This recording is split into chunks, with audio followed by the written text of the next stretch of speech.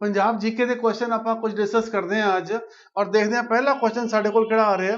पहला क्वेश्चन है आयुष्मान भारत मुख्यमंत्री सेहत बीमा योजना ਇਹਦਾ ਮੇਨ ਪਰਪਸ ਕੀ ਹੈ। ਇਹਨਾਂ ਚੋਂ ਆਪਸ਼ਨ ਸਾਡੇ ਕੋਲ ਹੈਗੀਆਂ ਨੇ ਕੈਸ਼ਲੈਸ ਮੈਡੀਕਲ ਟ੍ਰੀਟਮੈਂਟ ਜਿਹੜਾ 5 ਲੱਖ ਰੁਪਏ ਪਰ ਫੈਮਿਲੀ ਪਰ ਈਅਰ ਦਾ। ਸੋ ਸ਼ਾਇਦ ਤੁਹਾਡੇ ਕੋਲ ਜਿਹੜਾ ਔਰ ਉਹਦੇ ਵਿੱਚ ਦੂਜਾ ਕੀ ਹੈ ਮੈਡੀਕਲ ਕਵਰ ਆਫ 1.5 ਲੱਖ ਔਰ ਤੀਜੀ ਆਪਸ਼ਨ ਕੀ ਹੈ A and B ਐਂਡ ਚੌਥੀ ਆਪਸ਼ਨ ਹੈਗੀ none of the above.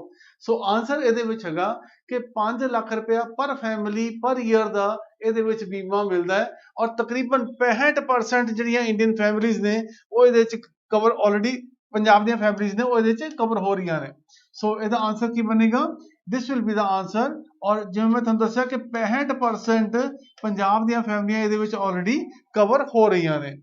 So answer is cash health insurance cover of ₹5 lakh per family per year. Who arrange the Komagata Maru ship for voyage to Canada. ਜਦੋਂ Canada ਦੇ ਵਿੱਚ ਜਾਣ ਵਾਸਤੇ ਪਹਿਲੀ ਵਾਰੀ ਜਿਹੜਾ ਇੱਕ ਸ਼ਿਪ ਪਹਿਲੀ ਵਾਰੀ ਨੇ ਇੱਕ ਸ਼ਿਪ ਜਿਹੜਾ ਸੀਗਾ ਅਰੇਂਜ ਕੀਤਾ ਸੀਗਾ ਕਿਉਂਕਿ ਉੱਥੇ ਉਹਨਾਂ ਨੇ ਪਾਬੰਦੀ ਲਗਾਈ ਸੀਗੀ। ਪਾਬੰਦੀ ਕੀ ਲਗਾਈ ਸੀਗੀ ਕੈਨੇਡਾ ਗਵਰਨਮੈਂਟ ਨੇ ਕਿ ਜਿਹੜਾ ਵੀ ਇੰਡੀਆ ਤੋਂ ਬੰਦੇ ਉੱਥੇ ਆਉਣਾ ਚਾਹੁੰਦੇ ਨੇ ਔਰ ਖਾਸ ਤੌਰ ਤੇ ਪੰਜਾਬੀ ਜਾ ਰਹੇ ਸੀ ਉੱਥੇ ਬਹੁਤ ਜ਼ਿਆਦਾ, ਇਸ ਕਰਕੇ ਪਾਬੰਦੀ ਉਹਨਾਂ ਨੇ ਲਗਾ ਦਿੱਤੀ ਇਹ ਕਿ ਜਿਹੜਾ ਜਹਾਜ਼ ਚੱਲੇਗਾ ਬੰਦਰਗਾਹ ਤੋਂ ਉਹ ਰਸਤੇ 'ਚ ਕਿਤੇ ਨਹੀਂ ਰੁਕੇਗਾ ਔਰ ਸਿੱਧਾ ਜਿਹੜਾ ਜਾ ਕੇ ਉਹ ਕੈਨੇਡਾ ਦੇ ਵਿੱਚ ਹੀ ਉੱਥੇ ਡੌਕ ਕਰੇਗਾ। ਉਹੀ ਜਹਾਜ਼ ਤੋਂ ਜਿਹੜੇ ਬੰਦੇ ਆਉਣਗੇ ਉਹਨਾਂ ਨੂੰ ਪਰਮਿਟ ਕੀਤਾ ਜਾਏਗਾ ਉੱਥੇ ਆਉਣ ਵਾਸਤੇ ਉਹ। ਸੋ ਇਸ ਕਰਕੇ ਬਾਬਾ ਗੁਰਦਿੱਤ ਸਿੰਘ ਉਹਨਾਂ ਨੇ ਇੱਕ ਜਹਾਜ਼ ਜਿਹੜਾ ਸੀਗਾ ਜਾਪਾਨੀ ਜਹਾਜ਼ ਉਹਨੂੰ ਚਾਰਟਰ ਕੀਤਾ ਸੀਗਾ ਔਰ ਉਸ ਜਹਾਜ਼ ਦਾ ਨਾਮ ਉਹਨਾਂ ਨੇ ਕਾਮਾਗਾਟਾ ਮਾਰੂ ਜਿਹੜਾ ਸੀਗਾ ਉਹਦਾ ਨਾਮ ਸੀਗਾ। ਵੈਸੇ ਗੁਰੂ ਨਾਨਕ ਜਹਾਜ਼ ਉਹਦਾ ਨਾਮ ਰੱਖਿਆ ਸੀਗਾ। ਸੋ ਇਸ ਜਹਾਜ਼ ਦਾ ਨਾਮ ਕੀ ਰੱਖਿਆ ਉਹਨਾਂ ਨੇ ਰੱਖਿਆ ਸੀਗਾ ਗੁਰੂ ਨਾਨਕ ਜਹਾਜ਼ ਰੱਖਿਆ ਸੀਗਾ। ਔਰ ਫਿਰ ਇਸ ਦੇ ਵਿੱਚ ਜਿਹੜੇ ਸੀਗੇ ਉਹ ਪੈਸੇਂਜਰ ਆਪਣੇ ਲੈ ਕੇ ਗਏ ਸੀਗੇ। ਬਟ ਅਸੀਂ ਕੀ ਦੇਖਦੇ ਹਾਂ ਬਾਅਦ ਵਿੱਚ ਇਹ ਕਿ ਜਦੋਂ ਇਹ ਜਹਾਜ਼ ਉੱਥੇ ਪਹੁੰਚਿਆ ਤਾਂ ਇਹਨੂੰ ਉੱਥੇ ਡੌਕ ਫਿਰ ਵੀ ਨਹੀਂ ਕਰਨ ਦਿੱਤਾ ਗਿਆ, ਉਹਨੂੰ ਇੱਥੇ ਫਿਰ ਵੀ ਡੌਕ ਨਹੀਂ ਕਰਨ ਦਿੱਤਾ ਗਿਆ ਔਰ ਅਲਟੀਮੇਟਲੀ ਕੋਈ 5-6 ਮਹੀਨੇ ਇਹ ਪਾਣੀ ਦੇ ਵਿੱਚ ਹੀ ਖੜਾ ਰਿਹਾ। ਈਵਨ ਉਹਦੇ ਵਿੱਚ ਬਹੁਤ ਅਪੀਲ ਕੀਤੀ ਗਈ, ਕੋਰਟ ਨੂੰ ਵੀ ਅਪੀਲ ਕੀਤੀ ਗਈ ਪਰ ਜਹਾਜ਼ ਤੋਂ ਬੰਦੇ ਨਹੀਂ ਉਤਾਰੇ ਗਏ। ਸੋ ਵਾਪਸ ਇਹ ਜਹਾਜ਼ ਜਿਹੜਾ ਸੀਗਾ ਫਿਰ ਕਲਕੱਤਾ ਜਿਹੜਾ ਸੀਗਾ ਹੁਗਲੀ ਪੋਰਟ ਦੇ ਉੱਤੇ ਆਇਆ ਔਰ ਹੁਗਲੀ ਪੋਰਟ ਤੋਂ ਜਿਹੜਾ ਸੀਗਾ ਫਿਰ ਆਉਂਦੇ ਹੋਏ ਇਹ ਪੰਜਾਬ 'ਚ ਬੰਦੇ ਆਉਣੇ ਸੀਗੇ। ਇਹਦੇ ਵਿੱਚ ਤੁਹਾਨੂੰ ਇਹ ਵੀ ਪਤਾ ਹੋਣਾ ਚਾਹੀਦਾ ਕਿ ਜਦੋਂ ਇਹ ਹੁਗਲੀ ਪੋਰਟ ਤੋਂ ਰੇਲਵੇ ਸਟੇਸ਼ਨ ਤੋਂ ਇਹਨਾਂ ਨੇ ਅੱਗੇ ਜਾਣਾ ਸੀਗਾ ਤਾਂ ਉੱਥੇ ਵੀ ਇੱਕ ਝਗੜਾ ਹੋ ਗਿਆ ਸੀਗਾ ਕਿਉਂਕਿ ਪੁਲਿਸ ਨੇ ਇਹਨਾਂ ਦੇ ਕੁਝ ਸਪੈਸ਼ਲ ਇੰਤਜ਼ਾਮ ਕੀਤੇ ਸੀਗੇ ਔਰ ਉਹਦੇ ਵਿੱਚ ਗੋਲੀ ਚੱਲੀ ਤੇ ਕੁਝ ਜਿਹੜੇ ਸਿੱਖ ਸੀਗੇ ਇਹਦੇ 'ਚ ਮਾਰੇ ਗਏ ਸੀਗੇ ਕਿਉਂਕਿ ਜਿੰਨੇ ਪੰਜਾਬ ਤੋਂ ਬੰਦੇ ਜਾ ਰਹੇ ਸੀਗੇ ਉਹ 99% ਉਹ ਸਿੱਖ ਹੀ ਸੀਗੇ। ਤਾਂ ਇਸ ਕਰਕੇ ਜਿਹੜਾ ਸੀਗਾ ਇਹ ਸ਼ਿਪ ਉਸ ਵੇਲੇ ਆਪਾਂ ਦੇਖਦੇ ਹਾਂ ਕਿ ਇਹ ਇੰਸੀਡੈਂਟ ਸਾਰਾ ਹੋਇਆ ਸੀਗਾ ਦੈਟ ਇਜ਼ ਕਾਮਾਗਾਟਾ ਮਾਰੂ ਔਰ ਬਾਬਾ ਗੁਰਦਿੱਤ ਸਿੰਘ ਇਹਨਾਂ ਨੂੰ ਵੀ ਬਾਅਦ ਵਿੱਚ ਫਿਰ ਜਲਾਵਤਨ ਹੋਇਆ ਔਰ ਸਿੰਗਾਪੁਰ ਦੇ ਵਿੱਚ ਇਹਨਾਂ ਨੂੰ ਜਿਹੜਾ ਸੀਗਾ ਭੇਜਿਆ ਗਿਆ। ਅੱਗੇ ਆਪਾਂ ਦੇਖਦੇ ਹਾਂ ਕੁਐਸਚਨ ਕਿਹੜਾ ਹੁੰਦਾ ਸਾਡੇ ਕੋਲ who among the following had not been recipient of the Saraswati Samman. Saraswati ਸਨਮਾਨ ਇਹਨਾਂ ਚੋਂ ਕਿਹਨੂੰ ਨਹੀਂ ਮਿਲਿਆ ਹੋਇਆ। ਆਮ ਤੌਰ ਤੇ ਪੁੱਛਦੇ ਨੇ ਕਿਹਨੂੰ ਮਿਲਿਆ ਹੋਇਆ ਪਰ ਇਹ ਪੁੱਛ ਰਹੇ ਨੇ ਕਿਹਨੂੰ ਨਹੀਂ ਮਿਲਿਆ। ਸੋ ਡਾਕਟਰ ਹਰਭਜਨ ਸਿੰਘ ਇਹ ਦਿੱਲੀ ਦੇ ਪ੍ਰੋਫੈਸਰ ਸੀਗੇ। ਹਿੰਦੀ ਦੇ ਵਿੱਚ ਵੀ ਇਹਨਾਂ ਨੇ ਬਹੁਤ ਕਿਤਾਬਾਂ ਲਿਖੀਆਂ ਨੇ। ਸ਼ੇਖ ਫਰੀਦ ਦੇ ਉੱਤੇ ਗੁਰਬਾਣੀ ਦੇ ਉੱਤੇ ਬਹੁਤ ਕਿਤਾਬਾਂ ਲਿਖੀਆਂ ਨੇ। ਸੋ ਇਹ ਪਹਿਲਾਂ ਹਿੰਦੀ ਦੇ ਵਿੱਚ ਫਿਰ ਪੰਜਾਬੀ ਦੇ ਇਹ ਬਹੁਤ ਵੱਡੇ ਸਕਾਲਰ ਰਹੇ ਨੇ। ਦਲੀਪ ਕੌਰ ਟਿਵਾਣਾ ਇਹਨਾਂ ਬਾਰੇ ਵੀ ਤੁਸੀਂ ਜਾਣਦੇ ਹੋ ਕਿ ਪੰਜਾਬੀ ਯੂਨੀਵਰਸਿਟੀ ਪ੍ਰੋਫੈਸਰ ਸੀਗੇ। ਪਿੱਛੇ ਜੇ ਇਹਨਾਂ ਦੀ ਡੈਥ ਹੋਈ ਹੈ। ਸੁਰਜੀਤ ਪਾਤਰ ਪੰਜਾਬ ਸਾਹਿਤ ਅਕੈਡਮੀ ਦੇ ਇਸ ਵੇਲੇ ਵੀ ਜਿਹੜੇ ਸੀਗੇ ਚੇਅਰਮੈਨ ਨੇ ਔਰ ਇਹਨਾਂ ਦੀ ਕਿਤਾਬ ਸੀਗੀ ਲਫ਼ਜ਼ਾਂ ਦੀ ਦਰਗਾਹ ਉਹਦੇ ਵਾਸਤੇ ਇਹਨਾਂ ਨੂੰ ਅਵਾਰਡ ਮਿਲਿਆ। ਸੋ ਗੁਰਦਿਆਲ ਸਿੰਘ ਉਹਨਾਂ ਨੂੰ ਇਹ ਜਿਹੜਾ ਸੀਗਾ ਅਵਾਰਡ ਨਹੀਂ ਮਿਲਿਆ। ਗੁਰਦਿਆਲ ਸਿੰਘ ਉਹਨਾਂ ਨੂੰ ਕਿਹੜਾ ਮਿਲਿਆ ਸੀਗਾ ਗਿਆਨਪੀਠ ਅਵਾਰਡ ਮਿਲਿਆ ਸੀਗਾ। ਗਿਆਨਪੀਠ ਜਿਹਨੂੰ ਕਿ ਜਦੋਂ ਆਪਾਂ ਇੰਗਲਿਸ਼ ਲਿਖਦੇ ਹਾਂ ਤਾਂ ਉਹ ਜਨਰਲਪੀਠ ਇਸ ਤਰ੍ਹਾਂ ਲਿਖਿਆ ਜਾਂਦਾ ਜਨਰਲਪੀਠ ਲਿਖਿਆ ਜਾਂਦਾ ਠੀਕ ਹੈ। ਸੋ ਅੰਮ੍ਰਿਤਾ ਪ੍ਰੀਤਮ ਤੇ ਸਰ ਗੁਰਦਿਆਲ ਸਿੰਘ ਡਾਕਟਰ ਗੁਰਦਿਆਲ ਸਿੰਘ ਇਹਨਾਂ ਨੂੰ ਗਿਆਨਪੀਠ ਅਵਾਰਡ ਮਿਲਿਆ ਔਰ ਇਹਨਾਂ ਨੂੰ ਸਰਸਵਤੀ ਸਨਮਾਨ ਮਿਲਿਆ ਸੀਗਾ। ਸੋ ਇਹਦਾ ਜਵਾਬ ਕੀ ਹੋਏਗਾ doctor Gurdial Singh. Which one of the following musical instruments consist of two pair of flutes? ਦੋ ਬੰਸਰੀਆਂ ਵਰਗਾ ਕਿਹੜਾ ਇੱਕ ਮਿਊਜ਼ੀਕਲ ਇੰਸਟਰੂਮੈਂਟ ਹੈ। ਆਈ ਥਿੰਕ ਸਾਰਿਆਂ ਨੂੰ ਪਤਾ ਹੀ ਹੋਣਾ ਇਹਦਾ ਨਾਮ ਅਲਗੋਜ਼ਾ ਹੈ ਕਿਉਂਕਿ ਪਹਿਲਾਂ ਤੁਸੀਂ ਦੇਖ ਹੀ ਚੁੱਕੇ ਹੋ ਇਹਦੇ ਵਿੱਚ ਇਹ। Which one of the following Gurdwara has been built at Amritsar. ਠੀਕ ਹੈ ਜੀ ਅੰਮ੍ਰਿਤਸਰ ਦੇ ਨੇੜੇ ਕਿਹੜਾ ਗੁਰਦੁਆਰਾ ਜਿਹਨੂੰ ਕਿ ਗੁਰੂ ਹਰਗੋਬਿੰਦ ਸਾਹਿਬ ਦਾ ਜਿੱਥੇ ਜਨਮ ਹੋਇਆ ਸੀਗਾ। ਸੋ ਉਹਦਾ ਕਿਹੜਾ ਹੈ ਉਹ ਗੁਰੂ ਕੀ ਵਡਾਲੀ ਉਹਨੂੰ ਕੀ ਕਿਹਾ ਜਾਂਦਾ ਹੈ ਗੁਰੂ ਕੀ ਵਡਾਲੀ ਕਿਹਾ ਜਾਂਦਾ ਹੈ। ਸੋ ਇਹਦਾ ਜਵਾਬ ਹੈ ਗੁਰੂ ਕੀ Wadali. The Naked Triangle is an autobiography of which of the following? Naked Triangle ਇੱਕ ਬਹੁਤ ਮਸ਼ਹੂਰ ਕਿਤਾਬ ਹੈ ਜਿਹੜੀ ਕਿ ਬਲਵੰਤ ਗਾਰਗੀ ਉਹਨਾਂ ਦੀ ਲਿਖੀ ਹੋਈ ਹੈ। ਇਹ ਬਹੁਤ ਮਸ਼ਹੂਰ ਪੰਜਾਬੀ ਦੇ ਡਰਾਮਾ ਆਰਟਿਸਟ ਵੀ ਡਰਾਮਾ ਰਾਈਟਰ ਰਹੇ ਨੇ। ਸੋ ਬਲਵੰਤ ਗਾਰਗੀ ਦੀ ਇਹ ਆਟੋਬਾਇਓਗ੍ਰਾਫੀ ਹੈ ਔਰ ਇਹ ਜਵਾਬ ਇਹਦਾ ਹੈਗਾ Balwant Gargi. Punjab shares roughly dash kilometer of the international border with Pakistan. With Pakistan. ਇਸ ਤੋਂ ਇਲਾਵਾ ਤਾਂ ਪੰਜਾਬ ਦਾ ਬਾਰਡਰ ਹੋਰ ਕਿਸੇ ਨਾਲ ਹੈ ਵੀ ਨਹੀਂ। ਸੋ ਇਹਦਾ ਜਵਾਬ ਕੀ ਹੋਏਗਾ? ਠੀਕ ਹੈ ਜੀ, ਇਹਦਾ ਜਵਾਬ ਹੈ 553 ਕਿਲੋਮੀਟਰ ਦਾ ਪੰਜਾਬ ਦਾ ਬਾਰਡਰ ਹੈ ਜਿਹੜਾ ਕਿ ਪਾਕਿਸਤਾਨ ਦੇ ਨਾਲ ਲੱਗਦਾ ਹੈ। ਔਰ ਇਹ ਚੀਜ਼ ਵੀ ਸਾਨੂੰ ਪਤਾ ਹੋਣੀ ਚਾਹੀਦੀ ਹੈ ਕਿ ਇਸ ਤਰ੍ਹਾਂ ਦੇ ਕੁਐਸਚਨ ਵੀ ਐਗਜ਼ਾਮ 'ਚ ਆਮ ਤੌਰ ਤੇ ਪੁੱਛ ਲਿੱਤੇ ਜਾਂਦੇ ਨੇ। Which one of the following district has the least sex ratio? Sex ratio ਕਿਹੜੇ ਜ਼ਿਲ੍ਹੇ ਦੀ ਸਭ ਤੋਂ ਘੱਟ ਹੈ? ਕਿਉਂਕਿ ਇਹ ਡਾਟਾ ਸੈਂਸਸ ਦੇ ਵਿੱਚ ਆਉਂਦਾ ਹੈ। ਇਹ ਡਾਟਾ ਸੈਂਸਸ ਦੇ ਵਿੱਚ ਆਉਂਦਾ ਹੈ, ਇਸ ਕਰਕੇ ਸੈਂਸਸ ਦੇ ਵਿੱਚ ਆਉਂਦਾ ਹੈ। ਸੋ ਇਹ 2011 ਦਾ ਸੈਂਸਸ ਹੋਇਆ ਸੀਗਾ। ਸੋ 2011 ਦੇ ਸੈਂਸਸ ਦੇ ਮੁਤਾਬਿਕ ਆਪਾਂ ਦੱਸਣਾ ਪਏਗਾ ਕਿਉਂਕਿ 2011 ਤੋਂ ਬਾਅਦ 2021 ਦੇ ਵਿੱਚ ਸੈਂਸਸ ਹੋਣਾ ਸੀਗਾ ਜਿਹੜਾ ਹਾਲੇ ਤੱਕ ਨਹੀਂ ਹੋਇਆ ਹੈ ਔਰ ਇਹ ਕਿਹਾ ਜਾਂਦਾ ਸ਼ਾਇਦ 2024 ਚ ਕਰਵਾਇਆ ਜਾਏ ਕਿਉਂਕਿ ਇੱਕ ਬਹੁਤ ਵੱਡੀ ਐਕਸਰਸਾਈਜ਼ ਹੈ ਪਰ ਕਿਸੇ ਕਾਰਨਾਂ ਕਰਕੇ ਇਹ ਨਹੀਂ ਕਰਵਾਇਆ ਗਿਆ। ਸੋ ਇਹਦਾ ਜਵਾਬ ਹੈ ਬਠਿੰਡਾ ਜਵਾਬ ਹੈ ਇਹਦਾ। ਇੱਥੇ 868 that is the sex ratio ਹੈ। that means for every 1000 men ਉਹਦੇ ਵਿੱਚ 868 ਲੇਡੀਜ਼ ਨੇ ਇੱਥੇ। ਸੋ ਸੈਕਸ ਰੇਸ਼ੋ ਸਭ ਤੋਂ ਘੱਟ ਪੰਜਾਬ ਦੇ ਵਿੱਚ ਉਹ ਬਠਿੰਡੇ ਦੀ ਹੈ। ਆਪਾਂ ਮੁਕਤਸਰ ਦੀ ਦੇਖਦੇ ਹਾਂ 896 ਹੈ, ਫਿਰੋਜ਼ਪੁਰ ਦੀ ਦੇਖਦੇ ਹਾਂ 893 ਹੈ, ਮਾਨਸਾ ਦੀ ਦੇਖਦੇ ਹਾਂ 883 ਹੈ। ਸੋ ਸਭ ਤੋਂ ਘੱਟ ਬਠਿੰਡੇ ਦੀ ਹੈ। ਤਹਿਸੀਲ ਧੂਰੀ ਇਹ ਕਿਹੜੇ ਜ਼ਿਲ੍ਹੇ ਦੇ ਵਿੱਚ ਪੈਂਦੀ ਹੈ? ਸੋ ਆਈ ਥਿੰਕ ਸਭ ਨੂੰ ਪਤਾ ਹੋਣਾ ਚਾਹੀਦਾ ਹੈ ਕਿਉਂਕਿ ਇੱਥੋਂ ਆਪਣੇ ਮੁੱਖ ਮੰਤਰੀ ਚੁਣ ਕੇ ਆਏ ਨੇ। ਸੰਗਰੂਰ ਦੇ ਜ਼ਿਲ੍ਹੇ ਦੇ ਵਿੱਚ ਪੈਂਦੀ ਹੈ ਇਹ। ਸੋ ਇਹਦਾ ਜਵਾਬ ਕੀ ਹੈ? ਸੰਗਰੂਰ। ਅਪਰ ਬਾਰੀ ਦੁਆਬ ਕਨਾਲ ਡਰਾਜ਼ ਵਾਟਰ। ਅਪਰ ਬਾਰੀ ਦੁਆਬ ਕਨਾਲ ਇਹ ਕਿਹੜੇ ਕਿੱਥੋਂ ਨਿਕਲਦੀ ਹੈ ਇਹ? ਠੀਕ ਹੈ ਜੀ। ਸੋ ਇਹਦਾ ਜਵਾਬ ਕੀ ਹੋਏਗਾ ਸਾਡਾ ਇਹ ਅਪਰ ਬਾਰੀ ਦੁਆਬ ਕਨਾਲ। ਠੀਕ ਹੈ ਜੀ। ਸੋ ਇਹਦਾ ਜਵਾਬ ਹੈ ਰਾਵੀ। ਠੀਕ ਹੈ ਜੀ। ਸੋ ਅਪਰ ਬਾਰੀ ਦੁਆਬ ਕਨਾਲ ਜਿਹੜੀ ਸੀਗੀ ਇਹ ਰਾਵੀ ਤੋਂ ਨਿਕਲਦੀ ਹੈ ਕਿਉਂਕਿ ਪਹਿਲਾਂ ਵੀ ਆਪਾਂ ਕੀਤਾ ਹੋਇਆ ਕੁਐਸਚਨ ਇਹ ਰਾਵੀ ਤੋਂ ਮਾਧੋਪੁਰ ਜਿਹੜਾ ਸੀਗਾ ਹੈੱਡਕੁਆਟਰ ਹੈ ਉੱਥੋਂ ਇਹ ਨਿਕਲਦੀ ਹੈ। ਉਸ ਤੋਂ ਬਾਅਦ ਪਾਕਿਸਤਾਨ ਦੇ ਵਿੱਚ ਇਹ ਦਰਿਆ ਚਲਾ ਜਾਂਦਾ ਹੈ, ਉੱਥੇ ਲੋਅਰ ਬਾਰੀ ਦੁਆਬ ਕਨਾਲ ਵੀ ਹੈ। ਸੋ ਇਹਦਾ ਜਵਾਬ ਹੈ ਰਿਵਰ ਰਾਵੀ ਜਿਹੜਾ ਕਿ ਪਠਾਨਕੋਟ ਦੇ ਨਾਲ ਮਾਧੋਪੁਰ ਦੇ ਹੈੱਡਕੁਆਟਰ ਹੈ ਉੱਥੋਂ ਇਹ ਨਹਿਰ ਨਿਕਲਦੀ ਹੈ। National martyr memorial is situated at which place of Punjab? National martyrs memorial. ਠੀਕ ਹੈ ਜੀ।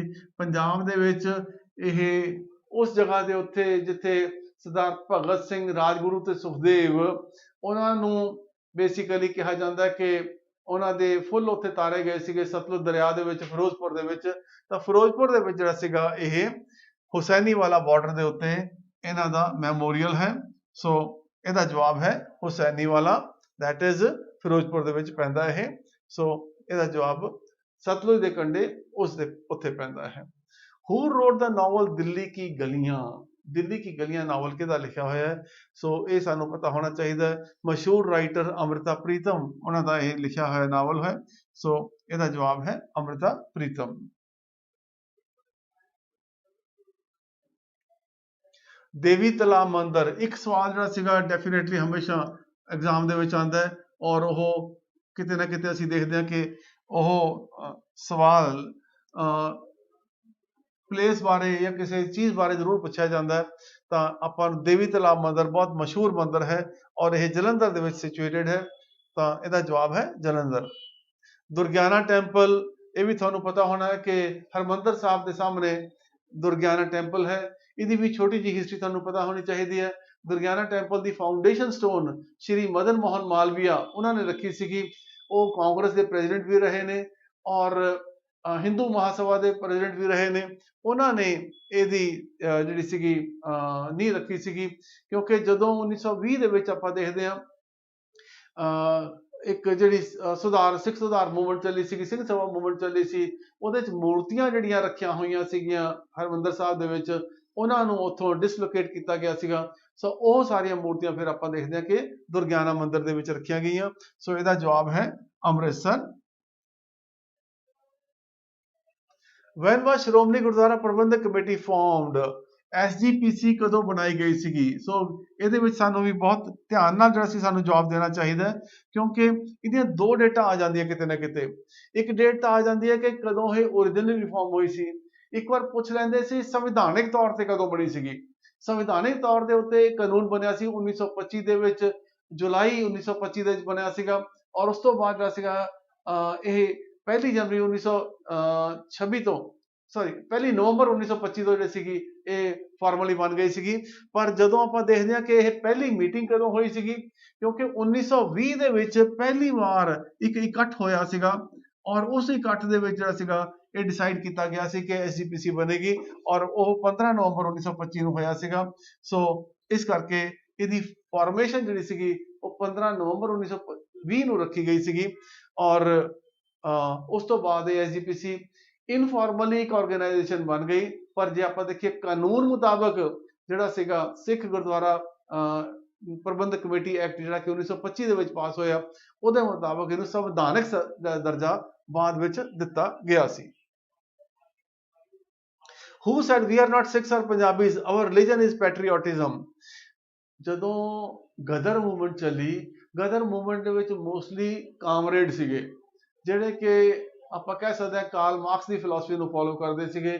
ਲਾਸ ਐਂਜਲਸ ਦੇ ਵਿੱਚ ਇਹਨਾਂ ਨੇ ਮੂਵਮੈਂਟ ਸ਼ੁਰੂ ਕੀਤੀ ਸੀ, ਔਰ ਉਹ ਧਰਮ ਦੇ ਆਧਾਰ ਦੇ ਉੱਤੇ, ਕਿਉਂਕਿ ਹਿੰਦੁਸਤਾਨ ਦੇ ਵਿੱਚ ਅੰਗਰੇਜ਼ਾਂ ਨੇ ਧਰਮ ਦੇ ਆਧਾਰ ਦੇ ਉੱਤੇ ਲੋਕਾਂ ਨੂੰ ਵੰਡਣਾ ਸ਼ੁਰੂ ਕੀਤਾ ਹੋਇਆ ਸੀਗਾ, ਤਾਂ ਉਹਨਾਂ ਨੇ ਕਹਿਣਾ ਸ਼ੁਰੂ ਕਰ ਦਿੱਤਾ ਕਿ ਸਾਡਾ ਕੋਈ ਧਰਮ ਨਹੀਂ, ਸਾਡਾ ਤਾਂ ਜਿਹੜਾ ਦੇਸ਼ ਭਗਤੀ ਸਾਡਾ ਧਰਮ ਹੈ। ਔਰ ਇਸੇ ਕਰਕੇ ਉਹਨਾਂ ਨੇ ਕਿਹਾ ਕਿ ਵੀ ਆਰ ਸਿੱਖਸ ਔਰ ਪੰਜਾਬੀਜ਼, ਸਾਡਾ ਧਰਮ ਜਿਹੜਾ ਹੈ ਉਹ ਦੇਸ਼ ਭਗਤੀ ਹੈ, ਔਰ ਅਸੀਂ ਆਪਣੇ ਦੇਸ਼ ਨੂੰ ਜਿਹੜਾ ਸੀਗਾ ਅੰਗਰੇਜ਼ਾਂ ਤੋਂ ਆਜ਼ਾਦ ਕਰਾਉਣਾ ਹੈ। ਸੋ ਉਹਨਾਂ ਦਾ ਨਾਮ ਸੀਗਾ ਸੋਹਣ ਸਿੰਘ ਭਕਨਾ। ਕਰਤਾਰ ਸਿੰਘ ਸਰਾਭਾ ਇਹ ਵੀ ਗਦਰ ਮੂਵਮੈਂਟ ਸੀਗੇ। ਲਾਲਾ ਹਰਦਿਆਲ ਇਹ ਵੀ ਸੀਗੇ। ਭਗਤ ਸਿੰਘ ਗਦਰ ਮੂਵਮੈਂਟ ਦੇ ਵਿੱਚ ਨਹੀਂ ਸੀਗੇ। ਇਹਨਾਂ ਨੇ ਫਿਰ ਹਿੰਦੁਸਤਾਨ ਸੋਸ਼ਲਿਸਟ ਰਿਪਬਲਿਕ ਐਸੋਸੀਏਸ਼ਨ ਬਣਾਈ ਸੀਗੀ, ਔਰ ਚੰਦਰ ਸ਼ੇਖਰ ਆਜ਼ਾਦ ਦੇ ਨਾਲ ਵੀ ਇਹ ਜਿਹੜੇ ਸੀਗੇ ਉਹਨਾਂ ਦੇ ਨਾਲ ਵੀ ਰਹੇ। ਸੋ ਬਾਅਦ ਵਿੱਚ ਤੁਸੀਂ ਜਾਣਦੇ ਹੋ ਕਿ ਇਹਨਾਂ ਨੂੰ ਫਿਰ ਲਾਹੌਰ ਕਨਸਪਾਇਰੇਸੀ ਕੇਸ ਦੇ ਵਿੱਚ ਜਦੋਂ ਅਰੈਸਟ ਕੀਤਾ ਗਿਆ, ਤਾਂ ਉਸ ਤੋਂ ਬਾਅਦ ਇਹਨਾਂ ਨੂੰ ਫਾਂਸੀ ਦੀ ਸਜ਼ਾ ਹੋਈ ਸੀਗੀ, ਔਰ ਮਾਰਚ 1931 ਦੇ ਵਿੱਚ ਇਹਨਾਂ ਨੂੰ ਫਿਰ ਅਲਟੀਮੇਟਲੀ ਬਾਅਦ ਵਿੱਚ ਫਾਂਸੀ ਦਿੱਤੀ ਗਈ। ਔਰ ਆਪਾਂ ਤੁਹਾਡੇ ਨਾਲ ਗੱਲ ਕਰ ਰਿਹਾ ਸੀ ਮੈਂ ਕਿ ਜਿਹੜਾ ਨੈਸ਼ਨਲ ਮਾਰਟਰ ਮਿਊਜ਼ੀਅਮ ਜਿਹੜਾ ਸੀਗਾ ਉਹ ਹੁਸੈਨੀ ਵਾਲਾ, ਉਹ ਇਹਨਾਂ ਤਿੰਨਾਂ ਦੀ ਯਾਦ ਦੇ ਵਿੱਚ ਉੱਥੇ ਬਣਾਇਆ ਗਿਆ। ਸਰਦਾਰ ਭਗਤ ਸਿੰਘ, ਰਾਜਗੁਰੂ ਤੇ ਸੁਖਦੇਵ।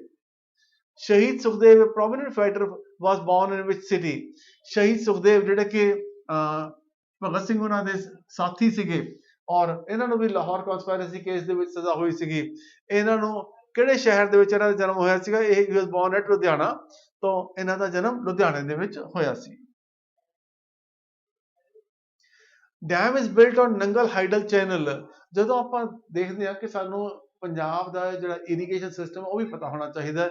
ਆਪਾਂ ਦੇਖਦੇ ਹਾਂ ਕਿ ਜਿਹੜਾ ਸਤਲੁਜ ਦਰਿਆ ਨਿਕਲਦਾ ਹੈ, ਤਾਂ ਸਤਲੁਜ ਦਰਿਆ ਪਹਿਲਾਂ ਤਾਂ ਉੱਥੇ ਆਪਣਾ ਭਾਖੜਾ ਡੈਮ ਬਣਦਾ ਹੈ, ਠੀਕ ਹੈ ਜੀ, ਦੈਟ ਇਜ਼ ਭਾਖੜਾ ਡੈਮ ਹੋ ਗਿਆ ਤੁਹਾਡਾ, ਜਿਹੜਾ ਕਿ 218 ਮੀਟਰ ਉੱਚਾ ਹੈ, ਠੀਕ ਹੈ ਜੀ, 218 ਮੀਟਰ ਉੱਚਾ ਹੈ। ਔਰ ਉਸ ਤੋਂ ਬਾਅਦ ਅੱਗੇ ਜਾ ਕੇ ਨੰਗਲ ਡੈਮ ਹੈ, ਜਿਹੜਾ ਕਿ ਨੰਗਲ ਸ਼ਹਿਰ ਦੇ ਵਿੱਚ ਪੈਂਦਾ ਹੈ, ਠੀਕ ਹੈ ਜੀ। ਔਰ ਇੱਥੋਂ ਅਸੀਂ ਦੇਖਦੇ ਹਾਂ ਕਿ ਦੋ ਨਹਿਰਾਂ ਨਿਕਲਦੀਆਂ ਨੇ, ਇੱਕ ਤਾਂ ਹੈ ਨੰਗਲ ਹਾਈਡਲ ਚੈਨਲ, ਔਰ ਦੂਜੀ ਹੈ ਆਨੰਦਪੁਰ ਹਾਈਡਲ ਚੈਨਲ। ਔਰ ਇਹ ਜਾ ਕੇ ਅੱਗੇ ਜਿਹੜਾ ਸੀਗਾ ਅਸੀਂ ਦੇਖਦੇ ਹਾਂ ਕਿ ਬਾਅਦ ਵਿੱਚ ਜਾ ਕੇ ਇਹ ਸਤਲੁਜ ਦਰਿਆ ਦੇ ਵਿੱਚ ਹੀ ਜਾ ਕੇ ਮਿਲ ਜਾਂਦੀਆਂ ਨੇ, ਰੋਪੜ ਦੇ ਵਿੱਚ। ਔਰ ਇੱਥੋਂ ਫਿਰ ਨਾਲ ਹੀ ਅਸੀਂ ਦੇਖਦੇ ਹਾਂ ਕਿ ਉੱਥੋਂ ਨਿਕਲਦਾ ਫਿਰ ਸਰਹੰਦ ਕਨਾਲ, ਜਿਹੜੀ ਕਿ ਦੁਰਾਹੇ ਜਾ ਕੇ ਫਿਰ ਅੱਗੇ ਆਪਾਂ ਦੇਖਦੇ ਹਾਂ ਉਹ ਤਿੰਨ ਹਿੱਸਿਆਂ 'ਚ ਵੰਡੀ ਜਾਂਦੀ ਹੈ। ਇੱਕ ਸਿੱਧਵਾਂ ਬ੍ਰਾਂਚ ਹੋ ਗਈ, ਇੱਕ ਬਠਿੰਡਾ ਬ੍ਰਾਂਚ ਹੋ ਗਈ, ਤੇ ਇੱਕ ਅਬੋਹਰ ਬ੍ਰਾਂਚ ਹੋ ਗਈ। ਔਰ ਉੱਥੋਂ ਹੀ ਨਾਲ ਇੱਕ ਜਿਹੜੀ ਸੀਗੀ ਪਟਿਆਲਾ ਚੈਨਲ ਜਿਹੜੀ ਸੀਗੀ ਉਹ ਵੀ ਨਿਕਲਦੀ ਹੈ। ਸੋ ਇਸ ਤਰੀਕੇ ਨਾਲ ਸਾਨੂੰ ਇਹਦਾ ਵੀ ਪਤਾ ਹੋਣਾ ਚਾਹੀਦਾ ਹੈ। ਔਰ ਨੰਗਲ ਹਾਈਡਲ ਚੈਨਲ ਦੇ ਉੱਤੇ ਅਸੀਂ ਦੇਖਦੇ ਹਾਂ ਕਿ ਗੰਗੋਵਾਲ ਜਿਹੜਾ ਸੀਗਾ ਹਾਈਡਲ ਪ੍ਰੋਜੈਕਟ ਇਸ ਤੇ ਲੱਗਿਆ ਹੋਇਆ ਹੈ। ਸੋ ਇਹਦਾ ਜਵਾਬ ਕੀ ਹੈ? ਗੰਗੋਵਾਲ ਇਹਦਾ ਜਵਾਬ ਹੈ। Rajiv Gandhi national law university, ਇਹ ਪਤਾ ਹੋਵੇ ਤੁਹਾਨੂੰ ਕਿ ਬੇਸਿਕਲੀ ਪਟਿਆਲੇ ਦੇ ਵਿੱਚ ਬਣੀ ਹੈ। और ਜਦੋਂ ਕਿ ਕੈਪਟਨ ਅਮਰਿੰਦਰ ਸਿੰਘ ਉਹਨਾਂ ਨੇ ਇਹਦੇ ਬਾਰੇ ਜਿਹੜਾ ਸੀਗਾ ਜ਼ਿਆਦਾ ਐਫਰਟ ਕੀਤੇ ਸੀਗੇ। So this is situated at Patiala. Which of the following guru did state that realization of truth is higher than ਕਿ ਜਿਹੜਾ ਸੱਚ ਹੈ ਉਹ ਸਭ ਤੋਂ ਉੱਚਾ ਹੈ then realizing ਔਰ ਜਿਹੜੀ ਸੀਗੀ ਸੋ ਇਹ ਬਾਣੀ ਦੇ ਵਿੱਚ ਗੁਰੂ ਨਾਨਕ ਦੇਵ ਜੀ ਨੇ ਕਿਹਾ ਸੀਗਾ। ਸੋ ਇਹਦਾ ਜਵਾਬ ਕੀ ਹੈ? ਗੁਰੂ ਨਾਨਕ ਦੇਵ ਜੀ ਇਹਦਾ ਜਵਾਬ ਹੈ। ਸੋ ਇਹ ਆਪਣੇ ਸਵਾਲਾਂ ਦੇ ਜਵਾਬ ਸੀਗੇ। ਉਮੀਦ ਹੈ ਕਿ ਤੁਹਾਨੂੰ ਇਹ ਸਵਾਲ ਤੁਸੀਂ ਯਾਦ ਵੀ ਰੱਖੋਗੇ ਔਰ ਯਾਦ ਰੱਖ ਕੇ ਜਿਹੜਾ ਸੀਗਾ ਐਗਜ਼ਾਮ ਦੀ ਤਿਆਰੀ ਵੀ ਕਰੋਗੇ। Thank you.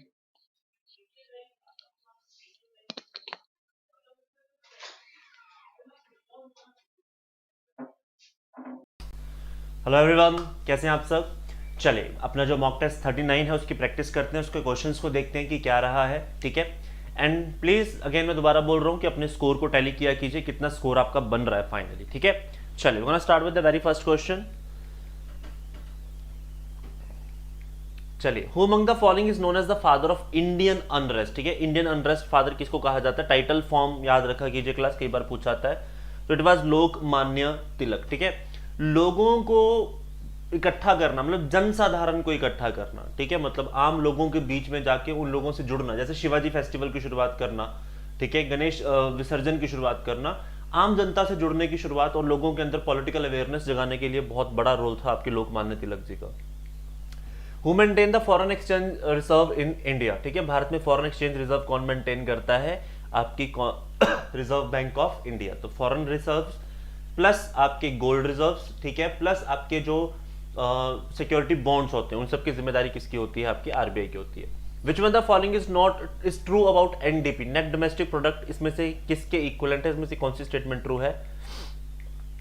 तो आंसर क्या है? It is equal to GDP minus depreciation. Net domestic product, जब नेट की बात होती है तो आप डेप्रिसिएशन को माइनस करके चलते हो। ठीक है, वो चीजें जिनकी साल भर साल कीमत कम होती जा रही है वो खत्म हो रही है। वियर टीयर आता है, जैसे मशीन है, मशीन में वियर टीयर आएगा तो अगले साल उसकी कीमत सेम नहीं रहेगी। ठीक है, which of the following economic indicator takes into account NFIA, net factor income from abroad, आपकी किसमें अकाउंट होती है? जीएनपी में, ग्रॉस नेशनल प्रोडक्ट के अंदर होती है।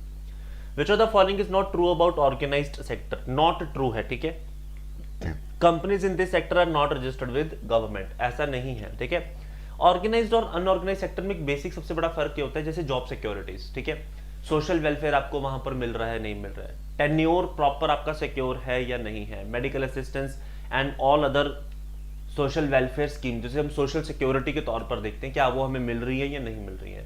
ऐसा नहीं है कि सिर्फ ऑर्गेनाइज सेक्टर में, अनऑर्गेनाइज सेक्टर में भी बहुत सारी जगहों पर ये सब कुछ मिलता है, लेकिन इसका ये कोई सेंस नहीं बनता कि वो गवर्नमेंट से रजिस्टर्ड नहीं है। ठीक है, infrastructure created like roads, hospital etcetera is which kind of expenditure. ठीक है, तो ये हमारे कैपिटल एक्सपेंडिचर्स होते हैं। ठीक है, लॉन्ग टर्म के लिए चलते हैं ना। चलिए next, when did the national bank of agriculture and rural development was established, NABARD की बात हो रही है, तो नबार्ड आपको जुलाई 1982 शिवारमन कमेटी ने इसको रिकमेंड किया था। Which article of the constitution deals with the consolidated fund of India, तो article 266(1) is deals with the consolidated fund of India. In which type of tax system tax levied decrease as the income goes on increasing। ठीक है, वो कहते हैं जैसे जैसे tax कम होता है और इनकम बढ़ती रहे तो कौन सा टैक्स होता है? रिग्रेसिव इनकम टैक्स होते हैं आपके ये। Which of the following is or are feature of parliamentary form of government, parliamentary form of government के फीचर्स पूछे हैं। ठीक है, तो ध्यान से देखो जरा, कलेक्टिव रिस्पॉन्सिबिलिटी है, बिल्कुल है सर, आपकी आर्टिकल 75 यही बात करता है कि काउंसिल ऑफ मिनिस्ट्री की प्रॉपर कलेक्टिव रिस्पॉन्सिबिलिटी है। Presence of both nominal and real executive, prime minister president, दोनों को जस्टिफाई करता है। It provides for double membership of the ministers. ठीक है, ठीक है जी, ये भी आपके पास पॉसिबल है। ठीक है, the system of the majority party rules, ठीक है, ये भी आपके पास ठीक है। The provide for the double membership of ministers, हाँ ठीक है। चलिए next, which among the following was added to the preamble by 42nd amendment, तो सोशलिस्ट, सेकुलर और इंटीग्रिटी, 3 शब्द ऐड किए गए हैं 76 के अंदर। Consider the following statement: right to propagate one's religion include right to convert another person to one's own religion।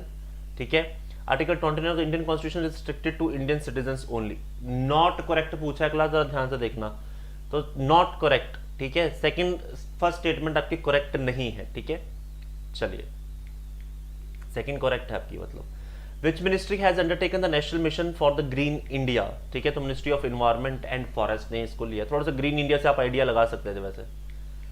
चलिए next, consider the following statement in regard with the money market in India. It is the market for short term funds with maturity ranging from overnight to 1 year. It acts as the instrument to liquidity adjustment to the central bank. तो दोनों statement आपकी ठीक है, correct पूछी हुई है, ठीक है। ये शॉर्ट टर्म फंड्स और ओवरनाइट मैच्योरिटी की बात भी करती हैं और ये लिक्विडिटी एडजस्टमेंट की बात भी करती है। Which of the following is or are example of payment transfer system, ठीक है। आपके पास ट्रांसफर पेमेंट कौन कौन से इसके अंदर, तो आपके पास अनएम्प्लॉयमेंट अलाउंसेज होते हैं, सोशल सिक्योरिटी पेमेंट्स होती हैं, old age pension, payment of salary नहीं होता, ठीक है क्लास, ये ध्यान रखना, ये आपकी अपना होता है, ये ट्रांसफर पेमेंट में नहीं आएगा। स्वीटेस्ट शुगर आपकी कौन सी होती है, फ्रक्टोज सबसे ज्यादा होती है, D fructose to be very precise. Which of the following contains the famous Gayatri mantra, ठीक है, तो ऋग्वेद में है आपका गायत्री मंत्र, ठीक है, थर्ड मंडल में। The first Muslim ruler of to introduce the system of price control was, तो अलाउद्दीन खिलजी ने मार्केट को कंट्रोल किया था, मार्केट रिफॉर्म्स इन्हीं के थे, और उसे उन्होंने शाहना नाम के एक ऑफिसर के अंडर रखा हुआ था। Nurjahan is associated with the construction of what, तो इसने her husband tomb at Shahdara Lahore के अंदर बनाया था, जहांगीर का मकबरा शहादरा में है, और अपने फादर इतमादुल्ला इनकी जो टॉम्ब है वो आगरा में बनवाई थी। चलिए, कैमोसिन इज ऑल्सो नोन एज, कैमोसिन आपके पास रेनिन के नाम से भी जानी जाती है। Which country top the democracy 2021 index release by the economic intelligence unit London on Feb 10, तो आपके पास नॉर्वे नंबर 1 पे है। Dash became the first country in the world to administer a DNA vaccine against कोविड-19, तो India को यह महारत हासिल हुई थी कि डीएनए के बेसिस पर हमने सबसे पहले ये काम किया था।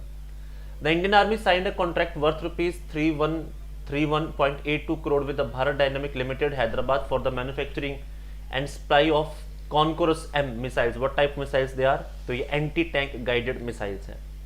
Dr. V. Anant Nageshwaram, noted professor, writer, author, and consultant has been appointed to which important position of India?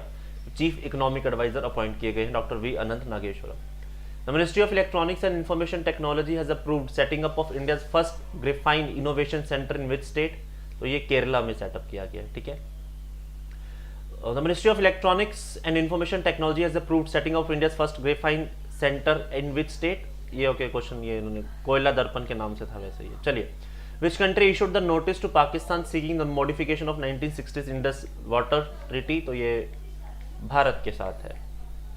The first export order of the BrahMos supersonic cruise missile from India, which country confirm $374.96 million purchase on contract, तो Philippines. Which city hosted the Shanghai corporation organisation film festival 2023, तो मुंबई में हुआ था। The passport index release by the Henley passport index for the first quarter of 2022 have placed India in which rank, 83rd rank पे था। तो this is all we have. तो एक बार अपने स्कोर टैली कीजिए क्लास, कितने बन रहे हैं, और नेक्स्ट टेक्स्ट के लिए हमारे साथ जरूर जुड़िएगा। Till then take care of yourself everybody, bye bye, God bless you. Hello student, कैसे हैं आप लोग? उम्मीद करते हैं बहुत अच्छे होंगे। तो जैसे कि आपको पता है कि ज्ञानम हर हफ्ते आपके लिए कुछ ना कुछ नया लेके आता है, तो इस बार फिर से मैं आशीष आपका यहाँ पे स्वागत करता हूँ, और कंप्यूटर का जो आपके पास वीकली मॉक टेस्ट है उसके सॉल्यूशन हम लोग यहाँ पे डिस्कस करेंगे। तो चलिए स्टार्ट करते हैं। सबसे पहले फर्स्ट क्वेश्चन ये रहा आपकी स्क्रीन के ऊपर।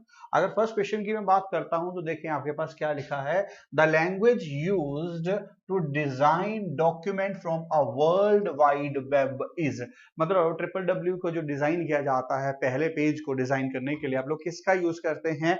HTML का, HLTM का, HSMT का, या फिर HTTP का। तो अगर मैं बात करता हूं तो ये दो तो आपको सामने से पता चल रहा है कि ये तो आंसर कभी नहीं होंगे। अब HTTP की अगर मैं बात करता हूं तो HTTP is an a protocol, hyper text transfer protocol. Protocol का तो यूज है ही नहीं। आपको साफ तौर पे यहाँ पे पता चल रहा है कि HTML ही होगा, हाइपर टेक्स्ट मार्कअप लैंग्वेज, जिसका कि फुल फॉर्म भी आपको मालूम होना चाहिए, हाइपर टेक्स्ट मार्कअप लैंग्वेज। अगर मैं यहाँ पे बात करता हूँ, इसको फुल फॉर्म में ले लेता हूँ, हाइपर टेक्स्ट मार्कअप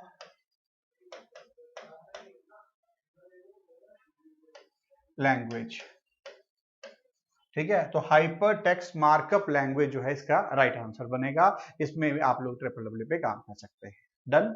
चलिए नेक्स्ट क्वेश्चन ये रहा। अगला क्वेश्चन है आइडेंटिफाई वैलिड ईमेल एड्रेस। अब वैलिड ईमेल एड्रेस जो है वो क्या होगा? अगर मैं बात करता हूं तो आपके पास, जैसे मैं अपना बात करता हूं तो आशीष, ठीक है, मेहरा, आपके पास आपके पास जो भी है @gmail.com, कुछ इस तरीके से रहेगा।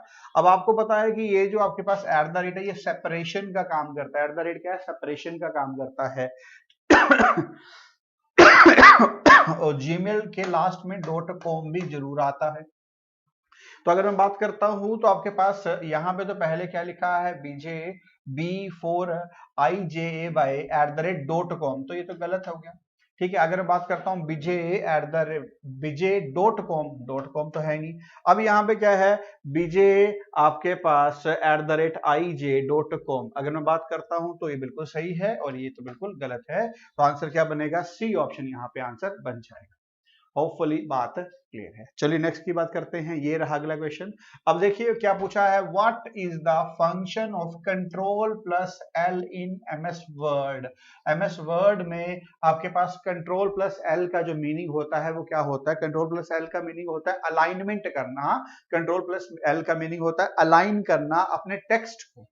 कौन सी साइड? Left side. तो याद रखना है Ctrl+L का मीनिंग होता है अलाइन करना अपने टेक्स्ट को लेफ्ट साइड। अगर राइट आ जाए तो Ctrl+R, उसमें आप लोगों को आंसर करना पड़ेगा। अगर पूरा पेज हो जाए पूरे पेज में तो उसे हम जस्टिफाई बोलते हैं। ठीक है, तो ये आपको याद होना चाहिए। तो आंसर यहाँ पे क्या बनेगा? C option.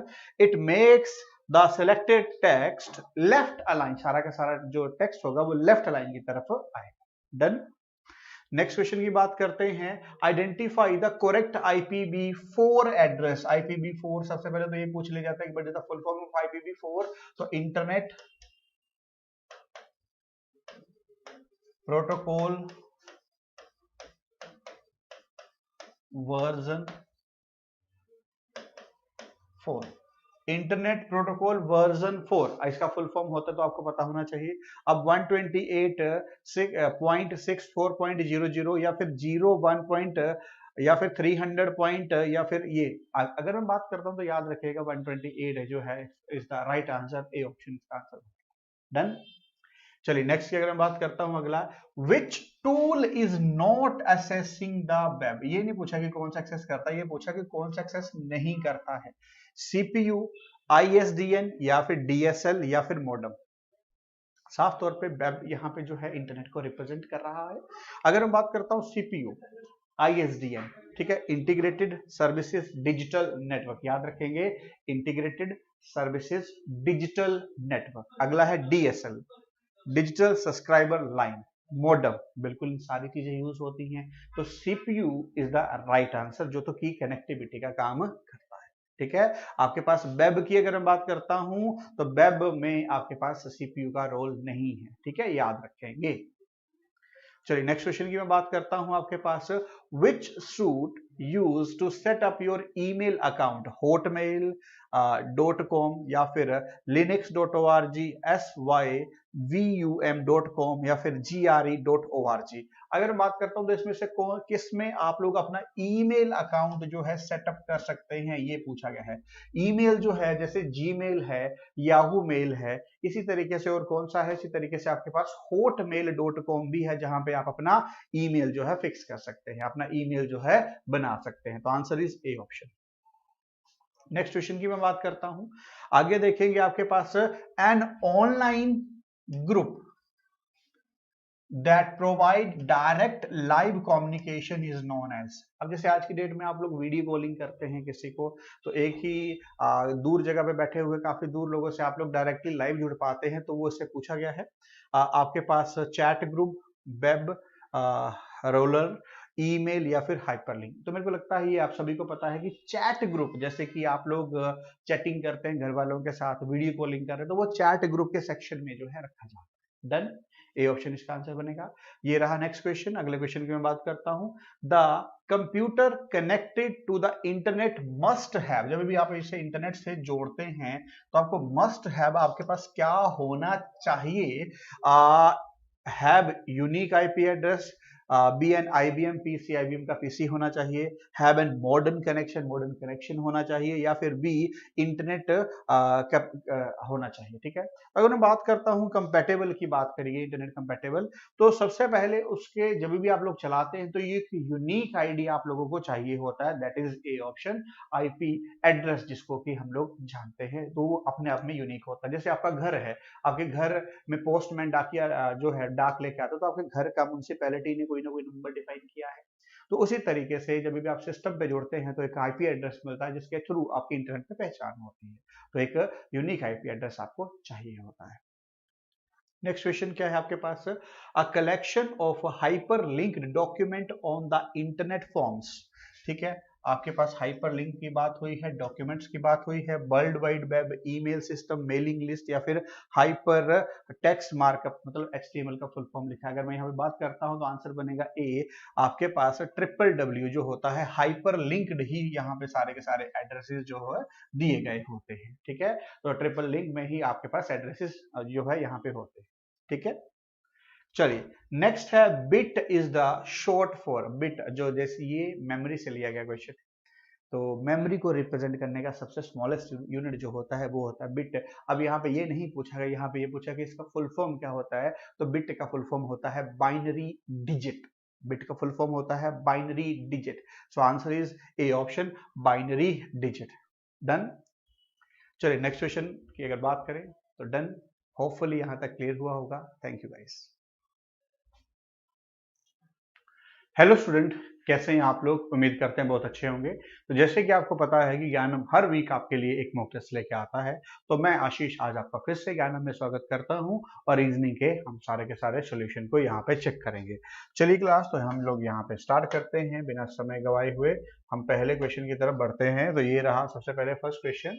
अब सबसे पहले जो फर्स्ट क्वेश्चन है वो है आपके पास कोडिंग डिकोडिंग का, और कोडिंग डिकोडिंग के इस क्वेश्चन में क्या है, if light is called dark and dark is called rain and rain is called summer, summer is called wind and wind is called sky, then which one of the season of the year। अब summer winter, summer season होता है या फिर winter season होता है, तो यहाँ पे बोला जा रहा है कि इसका ये बोला गया है, समर को क्या बोला गया है, तो यहाँ पे बोला है summer is cold wind, summer को क्या बोला गया है, विंड बोला गया है, तो answer is B option. Answer क्या बन जाएगा, बी ऑप्शन, क्योंकि समर को हमने क्या बोला है, विंड बोला है, तो आंसर इज विंड। ठीक है, चलिए, so this is your next question. अगला क्वेश्चन जो है वो आपके पास डायरेक्शन से लिया गया है। इस क्वेश्चन में देखते हैं, Rohit walk 25 metre towards south, एक पर्टिकुलर पॉइंट है जहां से रोहित चल रहा है, एक पर्टिकुलर पॉइंट है यहां से रोहित चल रहा है, और कितना साउथ की तरफ जाता है, और कितना है 25 metre towards south, 25 metre south. Then आगे आपके पास, देन ही turn to his left and walk 20 metre, अब यहां से लेफ्ट लेगा 20 मीटर जाएगा, लेफ्ट ले लेंगे यहां से लेके यहां तक 20 मीटर। ठीक है, देन आगे है ही then turned his left and walked 25 metre, अगर लेफ्ट लेंगे तो ऊपर इस जगह पे पहुंच जाएंगे और 25 मीटर आप लोग चलेंगे। Then he again turned his right and walk 15 meter, यहां से राइट ले लीजिए और 15 मीटर चलिए। ठीक है, देन आगे क्या है, at what distance he from the starting point and which direction, आगे स्टार्टिंग पॉइंट से खड़े होकर आप लोग देखते हैं, अगर स्टार्टिंग पॉइंट से आप लोग खड़े होकर देखते हैं यहाँ पे, तो अगर मैं बात करता हूं तो यहां से लेके यहां तक का डिस्टेंस, तो यहां से लेके अगर यहां तक 20 है तो ऊपर भी यहाँ पे कितना होगा 20, तो 20 प्लस 15 कितना होता है 35, और इस तरफ देखेंगे तो आपके पास क्या आएगा, ईस्टर्न साइड। ठीक है, तो ए ऑप्शन यहाँ पे आंसर बन जाएगा 35 मीटर ईस्टर्न साइड। ठीक है, चलिए नेक्स्ट क्वेश्चन देखते हैं। अगला क्वेश्चन ये है, इस क्वेश्चन में क्या है, आपको क्वेश्चन मार्क फाइंड आउट करना है, तो सबसे ऊपर लिखा है यहाँ पे 3, ठीक है, 3 के साथ लिखा है 7, 11, यहाँ पे क्वेश्चन मार्क है, यहाँ पे 17 और यहाँ पे 19। अगर मैं देखता हूँ तो एक तरीके की सीरीज बन रही है 3, 7, 11 डैश 17, 19, तो ये अपने आप में क्या है, प्राइम नंबर है, ये अपने आप में क्या है, एक प्राइम नंबर है, 3 प्राइम है, 7 प्राइम है, 11 प्राइम है, तो अगला कौन सा आएगा, 13 ही आएगा, 13 भी क्या है, होता है अपने आप में प्राइम नंबर होता है, तो आंसर इज सी ऑप्शन। ठीक है, चलिए नेक्स्ट क्वेश्चन की बात करते हैं। अगला क्वेश्चन जो है ये एक मिक्स टाइप का क्वेश्चन है। सबसे पहले क्या है, इन अ गैदरिंग 5 सिबलिंग, एक गैदरिंग हो रही थी जिसमें कि 5 सिबलिंग थे, viz A to E and 3 friends P Q R. अब एक चीज समझिए कि 5 सिबलिंग है, 5 सिबलिंग,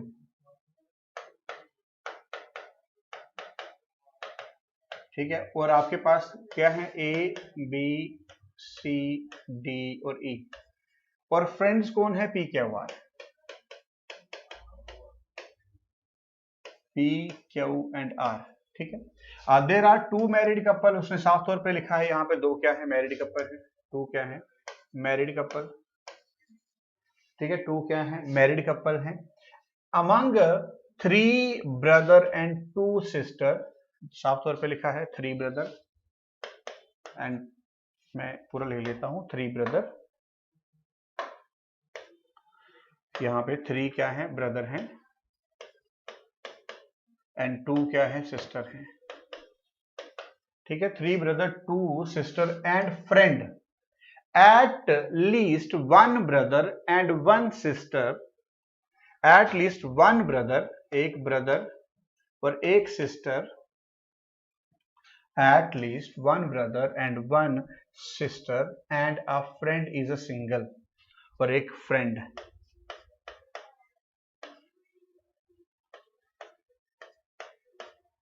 आपके पास सिंगल है। अगर मैं बात करता हूं तो ये हमें यहाँ पे गिवन है कि एक ब्रदर, एक सिस्टर, एक फ्रेंड आपके पास यहाँ पे क्या है, सिंगल है। देन आगे क्या है, there can not be a married, there can not be a married couple within the sibling, both the brother A and E. अब देखो यहाँ पे ब्रदर की बात करी गई है, ए और ई की, साफ तौर पे बोला गया है both the brother A and E are single, A and E are single. अब ये आपको पता चल गया ए भी सिंगल है और ई भी सिंगल है, और है दोनों के दोनों क्या है, ब्रदर है। साफ तौर पे उसने कहा है both the brother A and E are single, C and D are married couple. अब उसने कहा है कि सी और डी क्या है, मैरिड कपल हैं।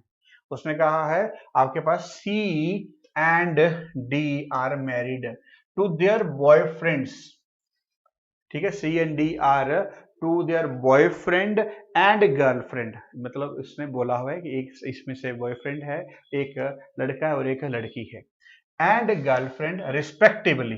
अब देखो आपके पास इस लाइन का मतलब क्या है, सी एंड डी जो है मैरिड कपल है, तो इसका मतलब है बॉयफ्रेंड के साथ है सी, तो सी अपने आप में फीमेल होगी, तो डी जो भी रहेगा आपके पास यहाँ पे मेल आएगा।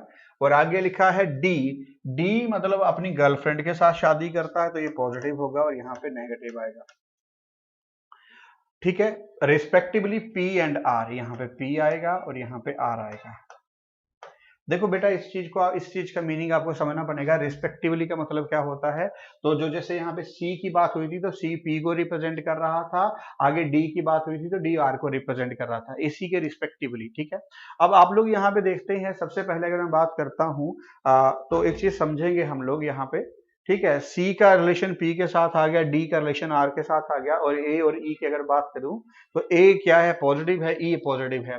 तो 5 सिबलिंग थे, 1 2 3 4 5, और पी के आर 3 फ्रेंड थे। तो अगर टोटल बंदे देखें 8 हैं, 1 2 3 4 5 6 बंदे आगे, 2 बंदे अभी भी पेंडिंग हैं, जिसमें की कंडीशन थी कि 3 ब्रदर होने चाहिए। अगर एक ब्रदर आ गया, ए ब्रदर है, ई ब्रदर है, सी ब्रदर है, तो डी और ई, डी भी ब्रदर, अगर मैं नहीं, सी सिस्टर है, तो आपके पास ए, यहां पे लिख लीजिए ए ब्रदर है, ई ब्रदर है, ठीक है, डी भी ब्रदर है, तो सी सिस्टर है, तो ऑब्वियसली बी भी तो फीमेल जेंडर ही होगा। अगर मैं यहाँ पे बात करता हूं तो फिर हमें ये पता चल गया कि हमें यहाँ पे ये समझ में आ गया कि बी का जेंडर क्या है, फीमेल है, तो बी का जेंडर क्या है, आपके पास फीमेल है, ठीक है ना। क्योंकि 3 ब्रदर हैं, तो 3 ब्रदर में पहला ब्रदर कौन आ गया, ए आ गया, दूसरा ब्रदर कौन आ गया, ई आ गया, तीसरा ब्रदर कौन आ गया, डी आ गया, तो 2 सिस्टर भी तो होंगी, तो ऑब्वियसली सी आपके पास यहाँ पे सिस्टर है, तो बी बची थी वो भी तो सिस्टर ही होगी, ठीक है, डन, पहले इतना बना लिया। अब आगे आपके पास पी क्यू आर, अब पी का भी हमें पता चल गया है, आर का भी हमें पता चल गया, पर अभी तक मैं बात करूं क्यू का जेंडर हमें पता नहीं चला है, किसका क्यू का जेंडर हमें पता यहाँ पे नहीं चला है, तो कोई दिक्कत नहीं है, जितना है उतना बना लेते हैं। अब यहाँ पे क्या लिखा है, whose gender among the following is not definitely known। इनमें से कौन सा ऐसा है जिसका जेंडर हमें पता बिल्कुल नहीं है। तो बाकी तो अगर मैं सभी की बात करूं सभी का हमें पता चल गया, पर एक ही बंदा है, वो कौन है? क्यू। क्यू का जेंडर अभी हमें पता नहीं चला है।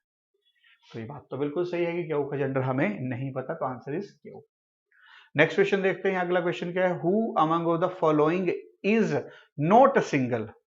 जो सिंगल नहीं है वो आपको बताना है। तो मैं फिर से वापिस आ रहा हूं। तो जो सिंगल नहीं है वो आपको यहां पे बताना है।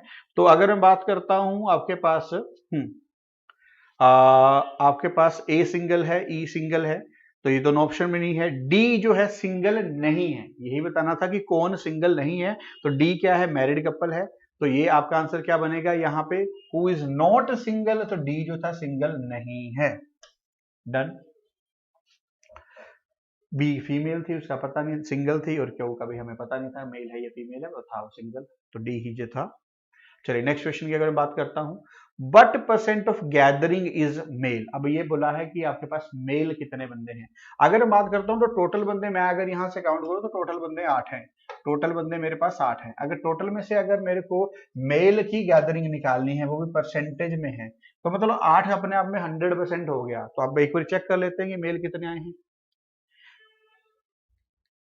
चलिए यहां पे चेक कर लेते हैं। तो मेल की अगर बात करता हूं, एक मेल, दूसरा मेल, तीसरा मेल और चौथा मेल, 4 मेल तो कंफर्म है, पर इसका भी हमें कंफर्म नहीं है, इसका भी हमें क्यों का कंफर्म नहीं है। ठीक है ना? तो 4 तो कंफर्म है। हाँ, अब अगर 4 कंफर्म है, अगर मेरे को 4 कंफर्म है, तो 8 में से 4 का मतलब 50% तो कंफर्म हो रहे हैं, 50% तो कंफर्म हो रहे हैं। और एक बंदे का जेंडर अभी हमें कंफर्म नहीं था, एक बंदे का जेंडर अभी हमें कंफर्म नहीं था। तो ये भी हो सकता है कि 50% हो, और ये भी हो सकता है कि उससे ज्यादा हो, मतलब 62.5 हो। तो आंसर क्या बनेगा? D option. आइदर या तो 50% होंगे या तो 62.5% होंगे। क्यों? क्योंकि मेरे पास एक बंदे का जेंडर नहीं पता, हो तो सकता है ना, इसीलिए आइदर दिया गया है। डन है। चलिए इसी तरीके से नेक्स्ट क्वेश्चन देखते हैं आगे क्या है। If B is married to Q. अच्छा, बी की शादी जो हो जाती है क्यू से, जितना मेरे को याद था, बी क्या था आपके पास? फीमेल था, और क्यू जो था तो ऑब्वियसली मेल ही आएगा। ठीक है। Then the percentage of female in gathering, इसको चेक कर लेते हैं। फीमेल की गैदरिंग आपके पास कितनी होगी? टोटल बच्चे 8 हैं, तो बी भी एक फीमेल बन गई।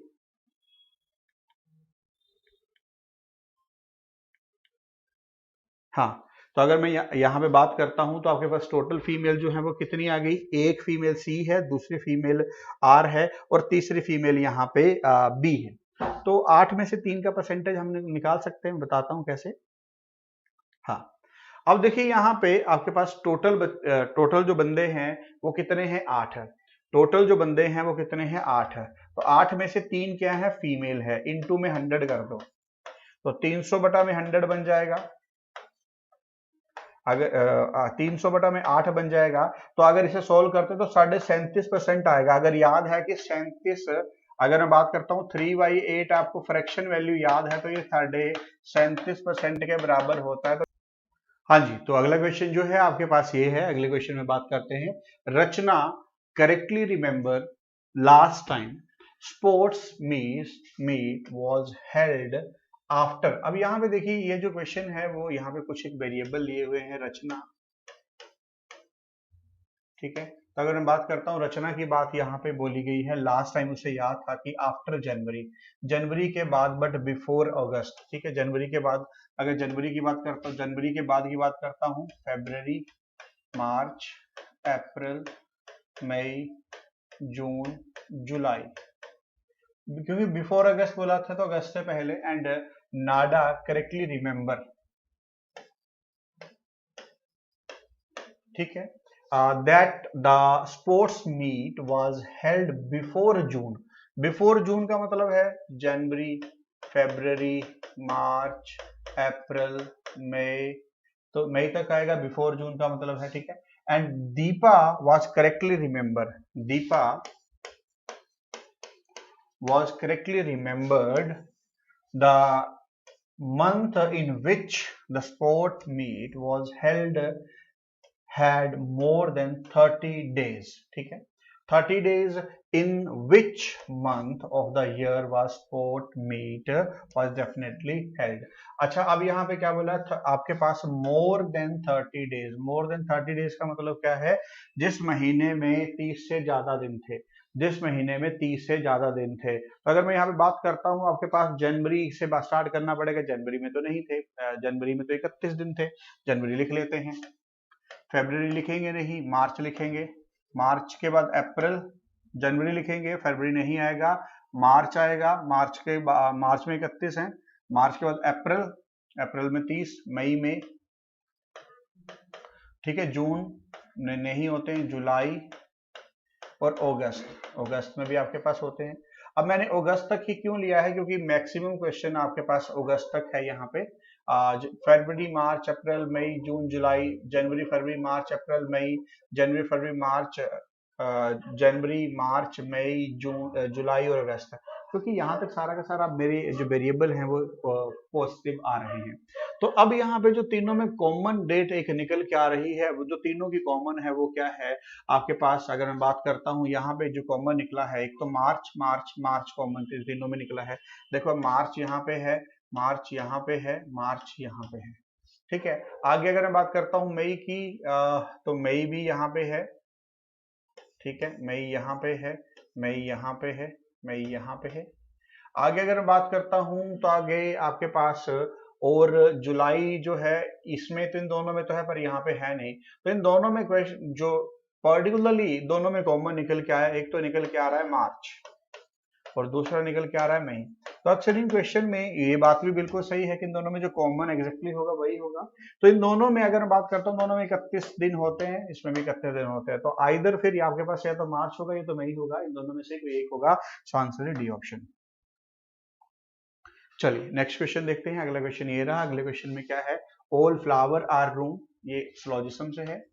All flower are room and some room are window and all cards are window. all card, सारे के सारे कार्ड क्या है? विंडो है। तो सबसे पहले some card are flower, ये कार्ड है, ये फ्लावर है। पहली बात अगर मैं बात करता हूँ, पहला कंक्लूजन गलत। दूसरी बात करते हैं some card are room, ये कार्ड है और ये रूम है, कोरिलेशन ही है, गलत। तीसरी अगर बात करता हूँ some window are flower, some window और फ्लावर के बीच में कोई रिलेशन ही है, गलत। चौथी अगर बात करें जाए ऑल कार्ड आर रूम, सारे के सारे कार्ड क्या हैं? रूम हैं, भैया ये भी गलत है। तो इनमें से तो कोई भी फॉलो नहीं कर रहा है। Answer is A option, none follows. Answer is none follows. तो होपफुली ये बात आप लोगों को यहाँ पे क्लियर है, ठीक है। Answer is none follows. चलिए नेक्स्ट क्वेश्चन देखते हैं। अगला क्वेश्चन ये रहा 20, 19, 17, 10, 5। अगर मैं बात करता हूँ सीरीज का है, तो इसमें देखिए 20 से आप यहाँ 19 पे गए हैं, तो क्या हुआ है? सबसे पहले 20 से जैसे 19 पे गए हैं -1 हुआ है। आगे अगर 19 से 17 पे गए हैं तो -2 हुआ है। देन आगे -3 हुआ होगा, तो -3 करेंगे कितना आएगा? 14। देन आगे देखते हैं -4 हुआ है। देन आगे देखते हैं -5 हुआ है। तो आपके पास लॉजिक आ गया कि माइनस की सीरीज चल रही थी बट इंक्रीजिंग ऑर्डर में, तो आपके पास 14 इज द राइट आंसर। चलिए ये रहा नेक्स्ट क्वेश्चन। अगले क्वेश्चन की मैं बात करता हूँ। अगला क्वेश्चन फिर से सीरीज का है, इसे ऊपर लिख के कर लेते हैं 5, 7, 9, 12, 13, 17, 17 एंड 22 और 2 ब्लैंक्स। अगर मैं बात करता हूँ 5 से ऑल्टरनेट पे सीरीज देखते हैं। 5 से अगर मैं यहाँ 7 पे 9 पे बात करता हूँ +4, आगे फिर से देखता हूँ +4, आगे फिर से देखता हूँ +4, आगे फिर से देखूंगा +4। तो 17 + 4 कितना होता है? 21 आपके पास यहाँ पे आ जाएगा। वैसे ऑप्शन से भी काट सकते हैं कि आपके पास ये स्टार्टिंग में ये आंसर एक ही बनेगा, चाहे तो चेक कर लीजिए आप। 7 + 5, आगे फिर से +5, ठीक है। अब 17 + 5 22 और 22 + 5 27। तो ये भी आपके पास सही था, 27, ठीक है जी। तो ये बी ऑप्शन भी आपका आंसर बन जाएगा, सही है। चलिए नेक्स्ट क्वेश्चन देखते हैं। अगला क्वेश्चन है ब्लड रिलेशन से। इस क्वेश्चन में देखते हैं क्या है। A + B means A is the father, plus का मीनिंग बेटा यहाँ पे क्या है? फादर। देन आगे अगर मैं देखता हूँ आपके पास, सॉरी यहाँ पे मल्टीप्लाई है, पहला निशान प्लस नहीं है, अगला है प्लस। प्लस का मीनिंग है आपके पास daughter. And divide means, divide का मीन है ए इज द मदर और minus means brother, minus means brother. ये सारा का सारा इक्वेशन गिवन है और निकालना क्या है, P into T divided by Q plus of R, ये इक्वेशन आपको निकालनी है। Then how is R related to P, R की अगर मैं बात करता हूं तो इस चीज को समझते हैं। सबसे पहले मल्टीप्लाई का मीनिंग है father, P is the father of T. Then आगे है डिवाइड, डिवाइड का मीनिंग है mother, T is the mother of आपके पास क्यू। देन आगे है प्लस, प्लस का मीनिंग क्या है आपके पास, daughter, so Q is the daughter of R, तो ये ऑब्वियस हस्बैंड ही होगा। अब पूछा गया था how is R related to P, R जो है पी का क्या लगता है, दामाद लगता है, तो आपके पास सन इन लॉ, दामाद लगता है, पॉजिटिव जेंडर आ गया था तो दामाद हो जाएगा, answer is son in law. चलिए अगर मैं आगे बात करता हूँ, अगला क्वेश्चन जो है यहाँ से है, अगला फ्रेंड, FRIEND, फ्रेंड का कोड क्या है, ETKDPF।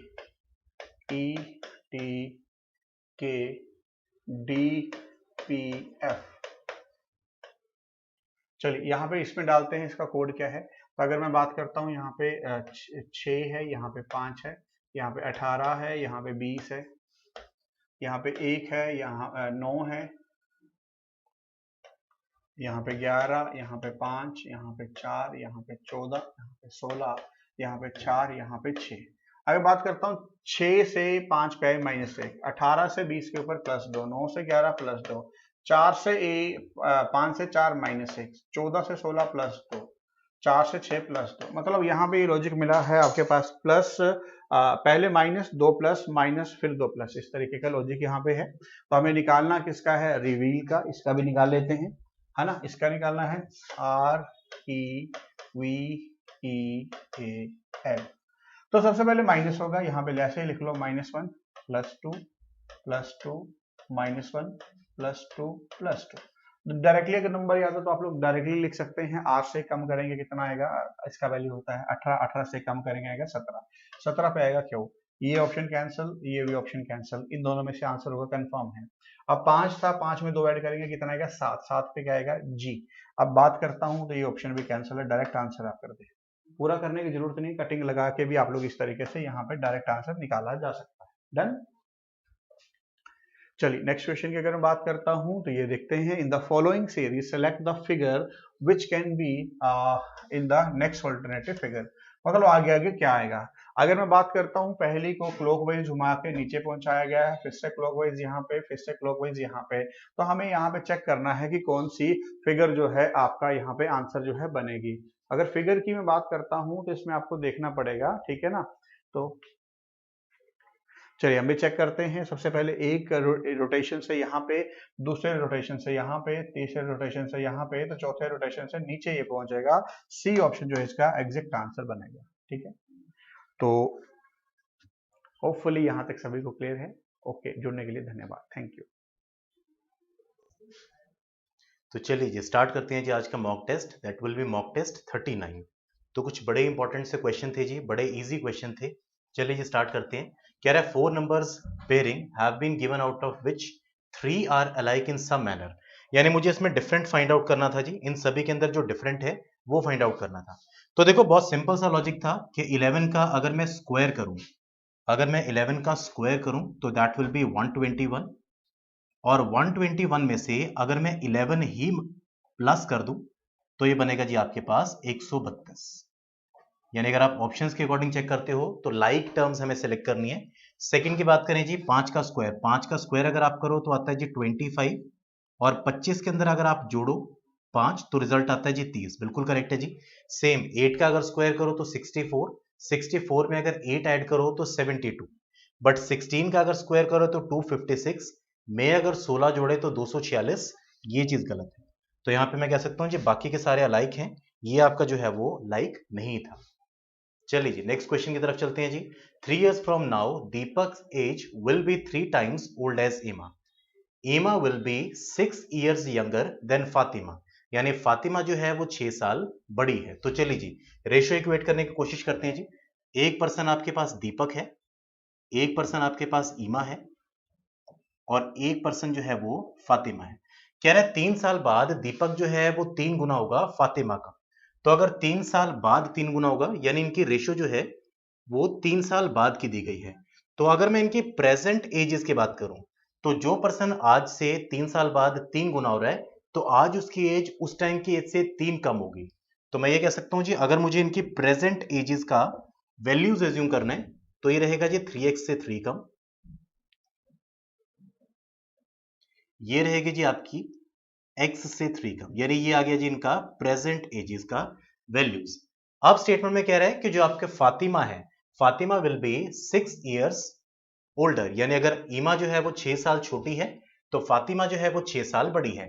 यानी फातिमा की प्रेजेंट एज के लिए मुझे लेना है जी x माइनस 3 जो कि ईमा की एज है, उसको मुझे 6 इयर्स इंक्रीज करके लेना है और मैं कह सकता हूं जी x प्लस 3, यानी अगर इसकी एज x प्लस 3 होती है प्रेजेंटली तो ईमा जो है वो x माइनस 3, यानी इन दोनों की एज का डिफरेंस जो है वो 6 साल का, और दीपक रहेगा जी आपके पास 3x माइनस 3। तो चलिए जी, उम्मीद है जी आपको ये चीज एज्यूम करनी क्लियर होगी। अब इक्वेशन के लिए उसने क्या किया है, कह रहा if Deepak's age is 3 years less than twice of Fatima's age, यानी फातिमा की एज का ट्वाइस माइनस दीपक की age that is equal to 3, यानी 3 साल का डिफरेंस है। तो चलिए जी फातिमा की एज को ट्वाइस करते हैं जी। फातिमा का मतलब है जी x प्लस 3, कह रहा है फातिमा की जो एज है उसकी एज का ट्वाइस माइनस दीपक की जो एज है, दीपक की एज का मतलब है जी 3x minus 3, that will be 3x minus 3।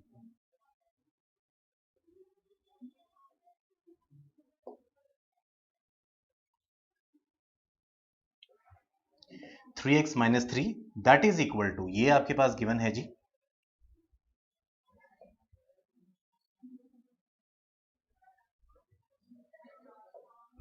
इन दोनों का डिफरेंस जो है वो आपके पास गिवन है, दैट विल बी 3। तो उम्मीद है जी आपको इक्वेशन जो है वो क्लियर हुई होगी।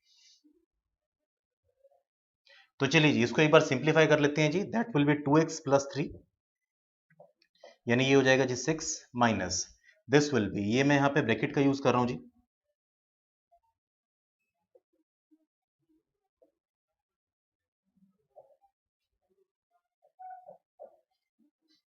ये है जी आपका 3x माइनस 3,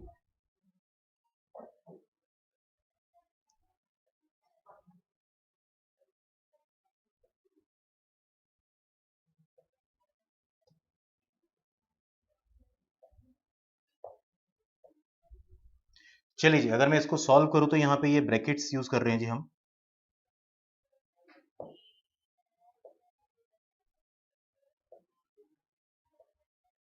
चलिए जी अगर मैं इसको सॉल्व करूं तो ये नेगेटिव नेगेटिव जो है वो ये हो जाएगा जी आपका 3x नेगेटिव का, और ये हो जाएगा जी आपके पास प्लस x, यानी 3x प्लस हो जाएगा जी आपका 3, दैट इज इक्वल टू आपका 3 है।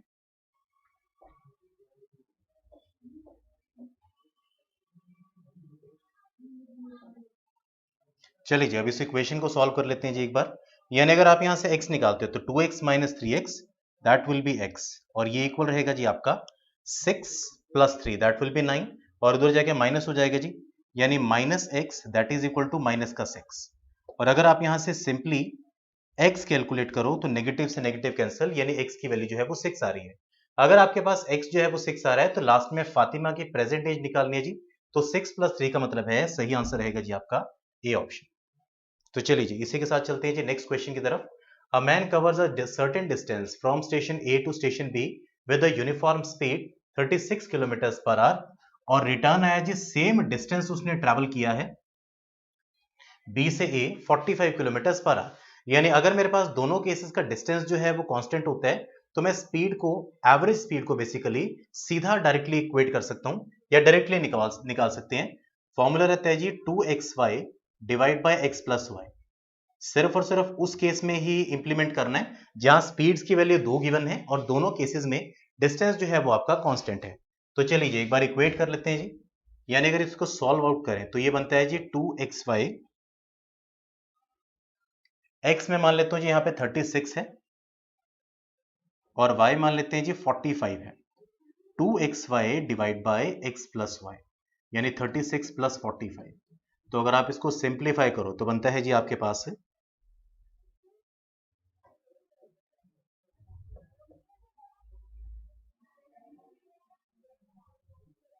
चलिए अगर मैं इसको सिंप्लीफाई करूं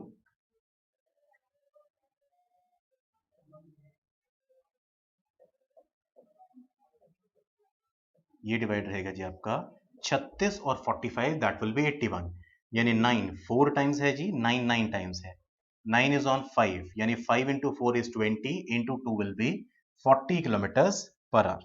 तो चलिए जी नेक्स्ट चलते हैं जी। दो train starts from same point Aligarh से Delhi and proceed towards each other, यानी दो ट्रेन हैं जी एक दूसरे की तरफ आ रही हैं 14 और 21 किलोमीटर्स पर आवर की स्पीड से। तो ये अज्यूम कर लेते हैं जी मेरे पास कुछ डिस्टेंस है और दो ट्रेन जो हैं वो एक दूसरे की तरफ आ रही हैं। अब क्वेश्चन में स्पीड दोनों की गिवन है, फर्स्ट वाली चल रही है जी 14 किलोमीटर पर आवर की स्पीड से और सेकंड वाली चल रही है जी 21 किलोमीटर पर आवर की स्पीड से। क्वेश्चन ये कह रहा है अगर ये दोनों की दोनों एक साथ स्टार्ट हुई हैं और जिस टाइम पे ये एक दूसरे को मीट करती हैं तो एक ट्रेन ने 70 किलोमीटर जो है वो ज्यादा ट्रेवल किया है दूसरी ट्रेन से। तो देखो अगर मैं यहाँ पे बात करूं कि दोनों ट्रेन सेम टाइम पे स्टार्ट हुई हैं और एक साथ मीट कर रही हैं तो जिसकी स्पीड जो है वो ज्यादा है, नेचुरल सी बात है कि उसका डिस्टेंस जो है वो ज्यादा ट्रेवल करेगी। तो मैं ये मान लेता हूं जी अगर फर्स्ट वाली जो है उसने डिस्टेंस ट्रेवल किया है जी x किलोमीटर्स का, तो दूसरे वाली जो ट्रेन है उससे 70 ज्यादा किलोमीटर ट्रेवल करेगी, यानी इसका डिस्टेंस रहेगा जी x प्लस 70 का। तो लास्ट में अगर मैं बात करूं जी दोनों के अंदर टाइम वाला पार्ट जो है वो कांस्टेंट है, फर्स्ट वाली ट्रेन को जितना टाइम दिया गया है x किलोमीटर ट्रेवल करने में, सेकंड वाली ट्रेन को उतना ही टाइम दिया गया है x प्लस 70 किलोमीटर ट्रेवल करने को। तो इक्वेशन बनेगी जी फर्स्ट केस में अगर मैं टाइम निकाल लूं तो distance is divide by speed, that will B 14 kilometre per our. इसका टाइम जो है वो सेकंड वाले से बिल्कुल सेम होगा जी, x plus 70 divide by that will B 21 kilometre per hour. तो अगर आप इसको यहां से सिंप्लीफाई करो तो ये आता है जी 7 2s are 14, 7 3s are 21।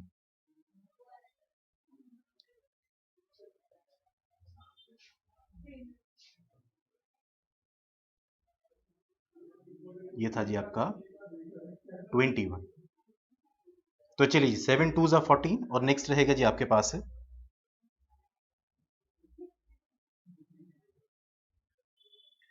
7 3s are 21। चलिए जी अगर मैं इसको सिंप्लीफाई करूं तो ये बनता है जी आपके पास 3 times of x, 3 times of x that is equal to 2 times of x plus 140, यानी अगर आप यहां से x की वैल्यू फाइंड आउट करो दिस इज 0, अगर आप यहां से x की वैल्यू फाइंड आउट करो तो ये बनता है जी आपके पास 140, यानी अगर मेरा x जो है वो 140 है तो पहले वाली ट्रेन ने x किलोमीटर ट्रेवल किया, दूसरे ट्रेन ने 140 से 270 ज्यादा ट्रेवल किया, तो आप टोटल डिस्टेंस यहां से फाइंड आउट कर सकते हो जी, दैट विल बी 140 प्लस 140 और प्लस रहेगा जी आपका 70, तो 280 और आपके पास रहेगा जी 350। तो उम्मीद है जी आपको क्वेश्चन जो है वो क्लियर हुआ होगा। चलिए जी इसी के साथ चलते हैं जी नेक्स्ट क्वेश्चन के ऊपर। ABC piece of work in 20, 30 and 60 days respectively. A can do the work and he is assisted by B and C on every third day. यानी A जो है वो रेगुलर काम कर रहा है, B और C जो है हर तीसरे दिन उसका हेल्प करते हैं। तो चलिए जी स्टार्ट करते हैं जी। अगर मैं तीनों का टोटल वर्क एज्यूम कर लूं तो मान लेते हैं जी 60 है और उसके अकॉर्डिंग अगर मैं तीनों पर्सन की एफिशिएंसी निकालूं तो ए 20 दिन लेता है जी, तो उसका यूनिट वर्क होगा जी आपका 3, ए का यूनिट वर्क रहेगा जी आपका 3, बी अगर किसी काम को 30 डेज में करता है तो यूनिट वर्क रहेगा जी आपके पास 2 और सी अगर 60 डेज लेता है तो यूनिट वर्क रहेगा जी आपका 1। तो ये मान लेते हैं जी ए बी सी की मेरे पास एफिशिएंसी आ गई। अब हम इस तरह से इसको सॉल्व कर सकते हैं जी, मान लेते हैं जी ये मेरे पास डेज है, ये मान लेते हैं जी मेरे पास डेज है, मैं यहां पे क्या कर रहा हूं जी 3 दिन का पेयर बना रहा हूं, मैं यहां पे हर 3 डेज का पेयर बना रहा हूं। तो ये मान लेते हैं जी 3 डेज, यानी फर्स्ट डे अगर सिर्फ ए अलोन काम करे तो 3 यूनिट काम होगा, सेकंड डे अगर सिर्फ बी काम करे तो आपका 2 यूनिट काम होगा,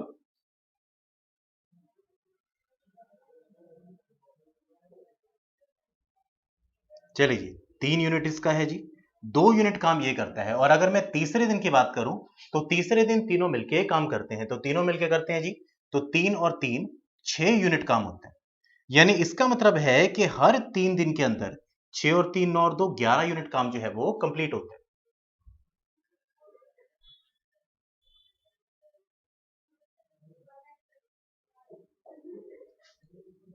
चलिए जी एक करेक्शन करना है जी, सेकंड डे भी ए ही काम कर रहे हैं तो 3 यूनिट काम ही होगा, यानी 3 और 3 6 और 6 12, यानी हर 3 दिन के अंदर 12 यूनिट काम जो है वो कंप्लीट होता है। तो यहां से ये अज्यूम कर लेते हैं जी कुछ नंबर ऑफ पेयर्स लगे हैं, कुछ नंबर ऑफ एग्जैक्ट पेयर्स लगे हैं कि काम जो है वो कंप्लीट हुआ है जी 60 यूनिट्स का। तो अगर आप चेक करो तो यहाँ एग्जैक्टली नंबर ऑफ पेयर्स आपके जो बन के आ रहे हैं वो बन के आ रहे हैं जी आपके 5। अब मुझे पता है जी एक पेयर जो है अगर वो 3 दिन का है, एक पेयर जो है अगर वो 3 दिन का है तो 3 पेयर जो है वो कितने दिन के रहेंगे आपके, या 5 पेयर जो है वो एग्जैक्टली कितने दिन के रहेंगे, तो आपका आंसर रहेगा जी दैट विल बी 15 डेज। तो चलिए जी नेक्स्ट क्वेश्चन की तरफ चलते हैं जी इसी के साथ। कह रहा है जी 3 फ्रेंड्स हैं अरविंद, भारत और Chandu, they have their breakfast, Arvind has 7 apples, Bharat has 5 and Chandu has no apples. चलिए जी एक बार स्टेटमेंट लिख लेते हैं जी, एक पर्सन मेरे पास अरविंद है, एक भरत है और एक आपके पास चंदू है, यानी अरविंद के पास टोटल 7 एप्पल्स हैं, भरत के पास टोटल 5 एप्पल्स हैं और चंदू के पास कोई एप्पल नहीं है। तो यहां पे इसके पास कोई एप्पल जो है वो नहीं है। तो चलिए जी चंदू के पास 12 नंबर ऑफ कॉइन्स हैं, चंदू के पास 12 नंबर ऑफ कॉइन्स हैं, तो ये मान लेते हैं जी 12 कॉइन्स हैं। अब क्वेश्चन उसने ये कहा है कि he offer to pay for some apples, they agree to share that apples are equally distributed among them, यानी अगर मैं कहूं कि टोटल नंबर ऑफ एप्पल तो 7 और 5, यानी टोटल नंबर ऑफ एप्पल जो है वो आपके पास 12 है। अब 12 नंबर ऑफ एप्पल्स को अगर 3 नंबर ऑफ पर्सन में डिवाइड करना है तो डेफिनेटली हर पर्सन को 4 दिए जाएंगे। तो मैं ये कह सकता हूं जी इसके पास भी 4 मिलेंगे, इसके पास भी 4 होने चाहिए और तीसरा जो पर्सन है उसको भी 4 एप्पल्स जो है वो मिलने चाहिए। तो अगर मैं ये कहूं जी 4 एप्पल्स के लिए उसने 12 कॉइन्स जो है वो दिए हैं, तो इसका मतलब है हर एक एप्पल के लिए उसने कॉइन्स दिए हैं जी आपके 3, यानी एक एप्पल जो है वो 3 कॉइन्स का उसको मिला है। तो चलिए जी फर्स्ट स्टेप तो आप ये चेक करो जी।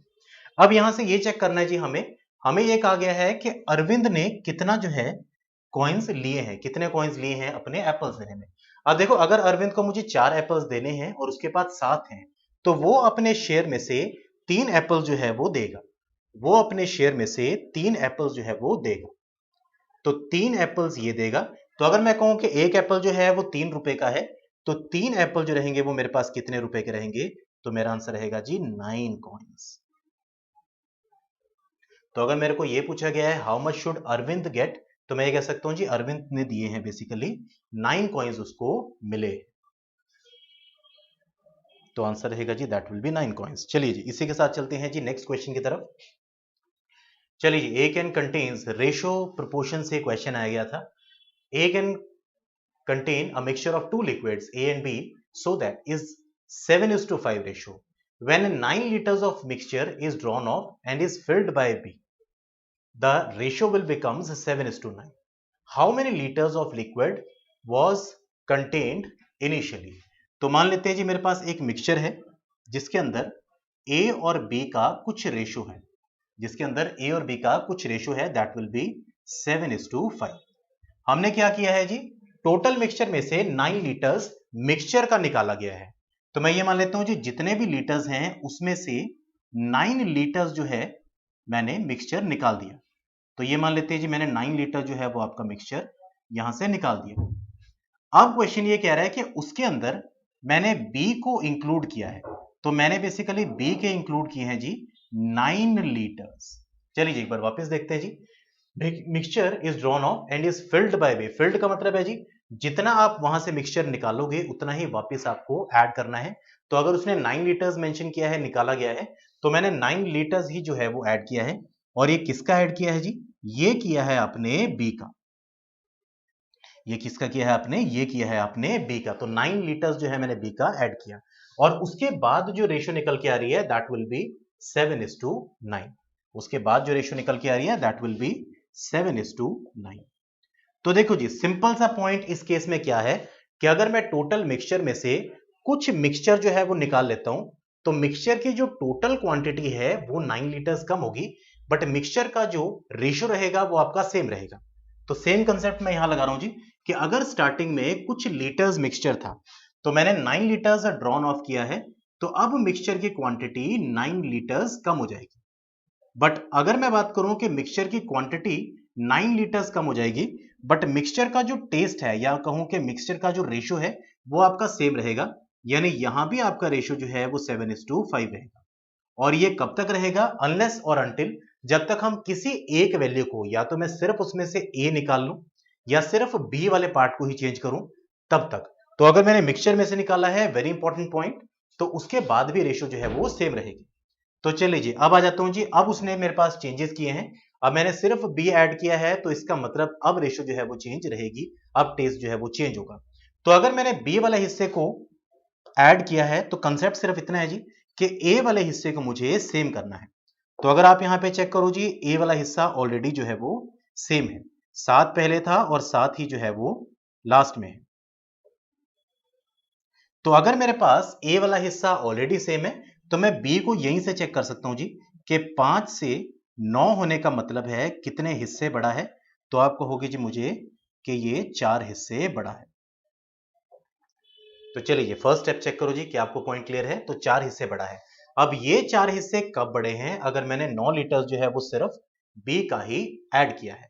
तो यहां से मैं इसको इक्वेट कर रहा हूं जी कि अगर 4 हिस्से की वैल्यू जो है, अगर 4 हिस्से की वैल्यू जो है वो आपके पास आती है 9 लीटर, अगर 4 हिस्सा जो है वो 9 लीटर होता है, तो आप यहां से एक हिस्सा निकाल सकते हो जी, और वो रहेगा जी 9/4, वो रहेगा आपका 9/4 लीटर्स। अगर आप एक हिस्सा निकाल लेते हो, तो एक हिस्से को इनके हिस्सों से मल्टीप्लाई करके यहां की वैल्यू को फाइंड आउट किया जा सकता है।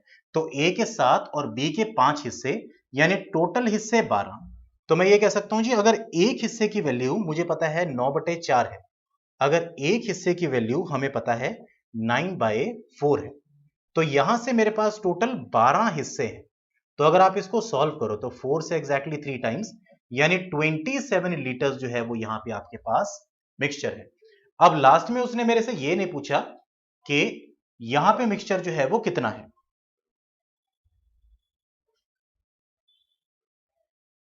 उसने लास्ट में मेरे से ये पूछा है कि इनिशियली जो मिक्सचर था उसके अंदर ए की क्वांटिटी कितनी थी। तो अगर मैं इनिशियल मिक्सचर की बात करूं, तो शुरुआत में कुछ मिक्सचर था, मैंने जिसमें से 9 लीटर निकाला, और अब भी वहां पे 27 लीटर्स है। तो इसका मतलब है जी, इससे 9 ज्यादा, यानी इनिशियल जो आपके पास क्वांटिटी थी वो आपके पास थी जी 36 लीटर। तो मुझे ये फाइंड आउट करना है जी 36 लीटर में ए कितना था। तो मैं लास्ट में कह सकता हूं जी 7/12 of 36, 12 is on 3, 7 into 3, 21 litres आपका आंसर रहेगा। क्वेश्चन को हम थोड़ा सा स्पीड से कर सकते हैं, अंडरस्टैंडिंग बनी रहे, दैट्स व्हाई मैंने इसको डिटेल में सॉल्व किया है। चलिए जी नेक्स्ट पार्ट पे आ जाते हैं जी। 15 years ago the average age of family of 4 members, 4 members की फैमिली का जो एवरेज था वो आपका 40 साल था। तो चलिए जी, अगर मैं यहां से ये कहूं कि 4 नंबर ऑफ पर्सन का 15 साल पहले एवरेज 40 साल था, एवरेज 40 साल था, तो आज उनका एवरेज जो है वो 55 साल होगा। क्यों? क्योंकि हर पर्सन 15 साल बढ़ेगा, तो जो एवरेज पहले 40 साल थी अब वो भी 15 बढ़ेगी, तो वो रहेगी जी 55। तो यहां से मैं ये कह सकता हूं जी, अगर 55 साल उनकी अब एवरेज है, तो उनकी एज का हम सम निकाल सकते हैं इंटू 4 टाइम्स करके। तो ये रहेगा जी, अगर एक पर्सन 55 साल का, अगर एक पर्सन जो है वो 55 साल का है, तो यहां से 4 नंबर ऑफ पर्सन का जो टोटल सम होगा वो रहेगा जी 220 साल। अब अगर यहां से हम ये चेक करें, उसने कहा है कि present average of family remains unchanged, अगर उसमें 2 चिल्ड्रन जो है वो बॉर्न हुए हैं, तो अगर अब की मैं बात करूं तो अब भी अगर एवरेज वो 40 ही बता रहा है, तो अब नंबर ऑफ पर्सन वहां पे 6 है, तो अब उन सब का जो सम होगा वो रहेगा जी 240 साल। लास्ट में हमें ये फाइंड आउट करना है जी कि अगर एक पर्सन दूसरे से 8 साल ज्यादा है तो उन दोनों की एज का रेशियो कितना है। तो चलिए जी, अगर मैं कहूं जी इनके बीच में अगर हम डिफरेंस को इक्वेट करना चाहें तो यहां अगर आप चेक करो तो 20 साल का डिफरेंस आ रहा है, यानी जो दो पर्सन उसमें ऐड हुए हैं उन दोनों की एज का जो सम होगा वो आपके पास 20 साल रहेगा। तो चलिए जी, मैं ये मान लेता हूं जी आपके पास एक पर्सन की जो एज है वो x ईयर्स है, तो दूसरा पर्सन जो है वो आपका x प्लस 8 होगा क्योंकि 8 साल ज्यादा है, और दोनों की एज का जो सम है वो आपके पास गिवन है जी, दैट विल बी 20 साल। दैट विल बी 20 साल। तो यहां से हम x फाइंड आउट कर लेते हैं जी। अगर मैं इसको सिंप्लीफाई करूं तो ये बनता है जी x प्लस एक्स, यानी 2x की वैल्यू अगर 20 माइनस 8 12 होती है तो x की वैल्यू यहां से कितनी रहेगी जी 6। x की वैल्यू यहां से कितनी रहेगी, दैट विल बी 6। अब x अगर मेरे पास 6 होता है तो दूसरा उससे 8 ज्यादा, यानी एक अगर 6 साल का तो दूसरा पर्सन जो है 8 ज्यादा यानी 14 का। लास्ट में आपसे पूछा गया है जी present age of older child to the present age of younger child, तो इन दोनों की एज का यानी ओल्डर का यंगर के साथ रेशियो बनाना है जी। तो आपका आंसर रहेगा जी 7:3। चलिए जी नेक्स्ट क्वेश्चन की तरफ चलते हैं जी। रिडक्शन जो है वो 20% का एक मैन 5 केजी राइस खरीद पा रहा है एक्स्ट्रा, जिसके पास टोटल मनी जो है वो 1200 रुपए, यानी 1200 रुपए में जितना केजी राइस वो पहले खरीदता था अब उससे वो 5 केजी ज्यादा ले पाता है। तो चलिए जी स्टार्ट करते हैं जी। अगर 20% का प्राइस में रिडक्शन हुआ तो 20% का मतलब होता है जी 1/5, यानी अगर मेरे पास इनिशियल प्राइस जो है वो 5 रुपए था तो 1 रुपया घटा तो 4 हो गया। अब प्राइस अगर 5 से 4 हुआ है तो क्वांटिटी में कह सकता हूं जी 4 से 5 होगी, यानी अगर मुझे पहले 4 केजी मिलता था तो अब मुझे बेसिकली कितना मिलता है जी, मुझे मिलता है 5 केजी, पहले से 1 केजी फालतू या पहले से एक हिस्सा फालतू। अब इस एक हिस्से की एक्चुअल वैल्यू उसने दी है आपको 5 केजी, तो मैं कह सकता हूं जी अगर एक हिस्से को मैं इक्वेट करूं यानी डिफरेंस ऑफ क्वांटिटीज को एक्चुअल डिफरेंस से इक्वेट करूं तो यहां से एक हिस्से की वैल्यू आ गई। एक हिस्सा अगर 5 होता है तो रिड्यूस प्राइस का मतलब है अब मुझे क्वांटिटी मिलती है जी 5 हिस्से, तो अगर मैं अब की क्वांटिटी की बात करूं तो मुझे मिलती है जी 5 हिस्से, तो एक हिस्सा अगर 5 है तो 5 हिस्से 25 केजी होगा, यानी इसका मतलब है कि अगर आपके पास टोटल 120 रुपए या 1200 रुपए हैं तो आप उससे 25 केजी राइस जो है वो खरीद सकते हो। तो लास्ट स्टेप में मैं यूनिट प्राइस निकाल लेता हूं जी। अगर 25 केजी राइस जो है वो 1200 रुपए का है तो इसका मतलब 1 केजी जो रहेगा 12 इंटू 4 यानी 48 रुपीज का। तो मेरा आंसर रहेगा जी इस केस में that will be C option. तो चलिए नेक्स्ट केस पे आते हैं जी। Cost price of article A is double than that of the cost price of B. तो चलिए जी दो आर्टिकल्स मान लेते हैं जी, एक मान लेता हूं मेरे पास ए है और एक मेरे पास जो है वो बी है। कह रहा है ए का जो कॉस्ट है वो डबल है बी से, तो मान लेते हैं जी अगर बी मेरे पास 100 रुपए की है तो ए का कॉस्ट जो है वो 200 रुपए है, अज्यूम कर लेते हैं। अब क्वेश्चन में कहा गया है जी उनको मार्क कब किया गया है, यानी उनकी कॉस्ट से 20% बढ़ाया गया है। तो अगर मैं कहूं 200 रुपए वाली चीज है तो 20% बढ़ाना 200 का 20% यानी 240 रुपए में गया, यानी मार्कअप किया है, मार्क प्राइस बनाया है। 100 रुपए वाली चीज को अगर 20% बनाएंगे तो 120 रुपए का मार्कअप होगा, या 20% का मार्कअप होगा तो 120 रुपए मार्क प्राइस होगा, यानी अब दोनों का जो मार्क्ड प्राइस है वो मिला के 360। अब क्वेश्चन में उसने मुझे दिया है जी कि उसने उसके ऊपर कुछ डिस्काउंट दिया है 9 रुपए का, जिसकी वजह से उसको प्रॉफिट तब भी हुआ है 17% का। तो अगर मैं कहूं जी दोनों आर्टिकल्स मिला के 300 रुपए के थे तो 300 रुपए वाले आर्टिकल को मैंने इंक्रीज करके बेचा है जी 17 रुपए प्रॉफिट पे, तो ये जो 17% रहेगा वो रहेगा जी आपका 300 का, ये जो आपका 17% रहेगा ये रहेगा जी आपका 300 का।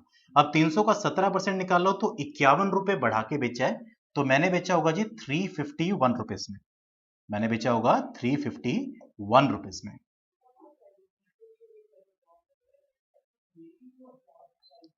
अब मैं यहां से ये कह सकता हूं जी अगर मेरे पास वो आर्टिकल जो है 360 मैंने उनका मार्कअप किया था, 360 मैंने मार्क प्राइस रखा था, मैंने फिर भी उनको 351 में बेच दिया, तो इसका मतलब 9 यूनिट्स का मैंने डिस्काउंट दिया है, तो उन 9 यूनिट्स की जो वैल्यू है वो आपके पास असल में गिवन है 9 रुपीज। तो 9 हिस्से अगर 9 रुपए होते हैं तो एक हिस्सा 1 होगा, यानी 100 हिस्से 100 रुपए और 200 हिस्से 200 रुपए। लास्ट में उसने पूछा है जी ए का कॉस्ट प्राइस बताना है, तो मेरा आंसर रहेगा जी 200, that will be option number B. तो चलिए जी इसी के साथ चलते हैं जी नेक्स्ट क्वेश्चन पे। कह रहा है ए और बी स्टार्ट कर रहे हैं जी इन्वेस्टमेंट 10,000 9,000। 4 मंथ के बाद ए ने हाफ निकाल दिया। आफ्टर 2 मोर मंथ बी ने 1/3 कैपिटल कम कर दी और उसके बाद सी ने ज्वाइन किया है 14,000। यानी सभी में चेक करो जी थाउजेंड्स में वैल्यू है, तो हम चाहे रेशियो माध्यम से ही चल सकते हैं कि अगर मैं स्टार्टिंग की बात करूं जी, मान लेते हैं ए है, बी है और सी है। यानी अगर ए की बात करें तो 10,000 को मैं 10K एज्यूम कर रहा हूं कि 10,000 रुपए इसने इन्वेस्ट किए और उसने 4 मंथ के बाद ए ने half of the capital takes out मतलब निकाल लिया गया है। तो मैं ये कहूं जी 10,000 इन्वेस्ट किए थे और 4 मंथ तक इन्वेस्टमेंट रहा और उसके बाद 10,000 में से आधे यानी 5,000 निकाल लिए, तो अब भी वहां पे 5,000 पड़े होंगे और ये रहेंगे जी बचे 8 मंथ के लिए। तो मैं ये कह सकता हूं जी पहले 4 मंथ का इन्वेस्टमेंट 40, लास्ट 8 मंथ का इन्वेस्टमेंट 40, यानी मेरे पास पूरे ईयर का जो इन्वेस्टमेंट रहेगा वो कितना रहेगा जी, तो आप कहोगे जी 80 रुपए, यानी कि 80 रेशियो। चलिए जी बी की बात करते हैं जी। आफ्टर 2 मोर मंथ बी ने 1/3 कैपिटल जो है वो निकाल दिया। तो बी का शुरुआती इन्वेस्टमेंट जो है वो 9,000 है और इसने इसके चेंज करने से 2 मंथ के बाद चेंज किया, तो इसने 6 मंथ के बाद चेंज किया। तो स्टार्टिंग में 9 गुणा 6 रहेगा जी, उसके बाद 1/3 अगर निकाल दिया है तो 1/3 9 का, और 1/3 निकाल दिया तो 2/3 अभी भी वहां पड़ा होगा, तो 9 का 2/3 करोगे तो आएगा जी 6 यूनिट्स। यानी मैं ये कह सकता हूं जी बचे 6 मंथ के लिए उसका इन्वेस्टमेंट रहेगा जी 6 यूनिट्स का। यानी अगर मुझे यहां से ए का पूरे साल का इन्वेस्टमेंट निकालना है तो फर्स्ट रहेगा जी 9,000 रुपए जो रहेगा जी 6 मंथ के लिए, और उसके बाद लास्ट के 6 मंथ के लिए रहेगा 6,000 रुपए, तो ये रहेगा जी 54,000 यानी 54 पॉइंट मान लेते हैं जी, और ये रहेगा जी 36, यानी टोटल अगर मैं बात करूं तो 5 6 7 8 आपका रहेगा जी रेशियो 90। अब आ जाते हैं जी सी पे। B takes 1/3 of the capital and C join the capital with the investment of 14,000। तो चलिए अगर मैं C के इन्वेस्टमेंट की बात करूं तो C का इन्वेस्टमेंट 14,000 रुपए है, तो मैं 14 मान रहा हूं जी, और 6 मंथ के बाद अगर उसने ज्वाइन किया तो बचे 6 मंथ के लिए ज्वाइन किया, तो इसका टाइम पीरियड रहेगा जी आपका 6 मंथ। यानी अगर मैं सॉल्व करूं तो ये बनता है जी 84। यानी अगर आप यहां से रेशियो निकालो तो तीनों का रेशियो निकल के आता है जी 40 है, 45 है और लास्ट रहेगा जी आपका 42, लास्ट रहेगा आपका 42। तो ये बन रहा है जी आपके पास इस केस में जो रेशियो है। अब लास्ट में उसने मेरे को ये कहा है जी कि तीनों पर्सन का मुझे शेयर जो है वो फाइंड आउट करना है 10,160 रुपए में, 10,160 रुपए में। तो टोटल शेयर ले लेते हैं जी यहां से। अगर मैं टोटल हिस्से की बात करूं तो ये बनेगा जी 4 3 12, यानी 127, ये बनता है जी आपका टोटल 127, और 127 हिस्से की वैल्यू रहेगी जी 10,160, ये रहेगा जी आपकी 10,160। तो यहां से अगर आप एक हिस्सा निकालते हो तो ये बनता है जी आपका 80 रुपए। अगर आप इसको सॉल्व करो तो ये बनता है जी 80 रुपए। यानी इसका मतलब है पहले वाले की अगर मैं बात करूं तो ये रहेगा जी 3200 रुपए, 8 इंटू 4। सेकेंड वाले की बात करें तो ये रहेगा जी 45 इंटू दैट मीन्स 3600 रुपए, और थर्ड वाले की बात करें तो ये आ रहा है जी आपका 3360 रुपए। यानी अगर ऑप्शंस के अकॉर्डिंग चलें जी तो ऑप्शन नंबर यहां पे सेकंड ऑप्शन वैलिड बन रहा है, करेक्ट है। तो चलिए जी आ जाते हैं जी नेक्स्ट क्वेश्चन पे। शंकर बोरोड सम पैसा some rate of 4% 4 years, 6% 6 year, 3 years and 7% for 10 years if the total interest paid by them। उसने कुछ भी मेंशन नहीं किया कि इंटरेस्ट सिंपल है या कंपाउंड है, तो हम पहले सिंपल के अकॉर्डिंग ही चलते हैं जी। मान लेते हैं जी फर्स्ट अगर 4% है तो यहां से मैं टोटल परसेंटेज में इंटरेस्ट निकाल रहा हूं, यानी 4% के हिसाब से 4 साल के लिए, तो ये रहेगा जी 4 years प्लस नेक्स्ट रहेगा जी आपका 6% 3 साल के लिए, 6% 3 साल के लिए प्लस लास्ट रहेगा जी आपके पास 7% 10 साल के लिए।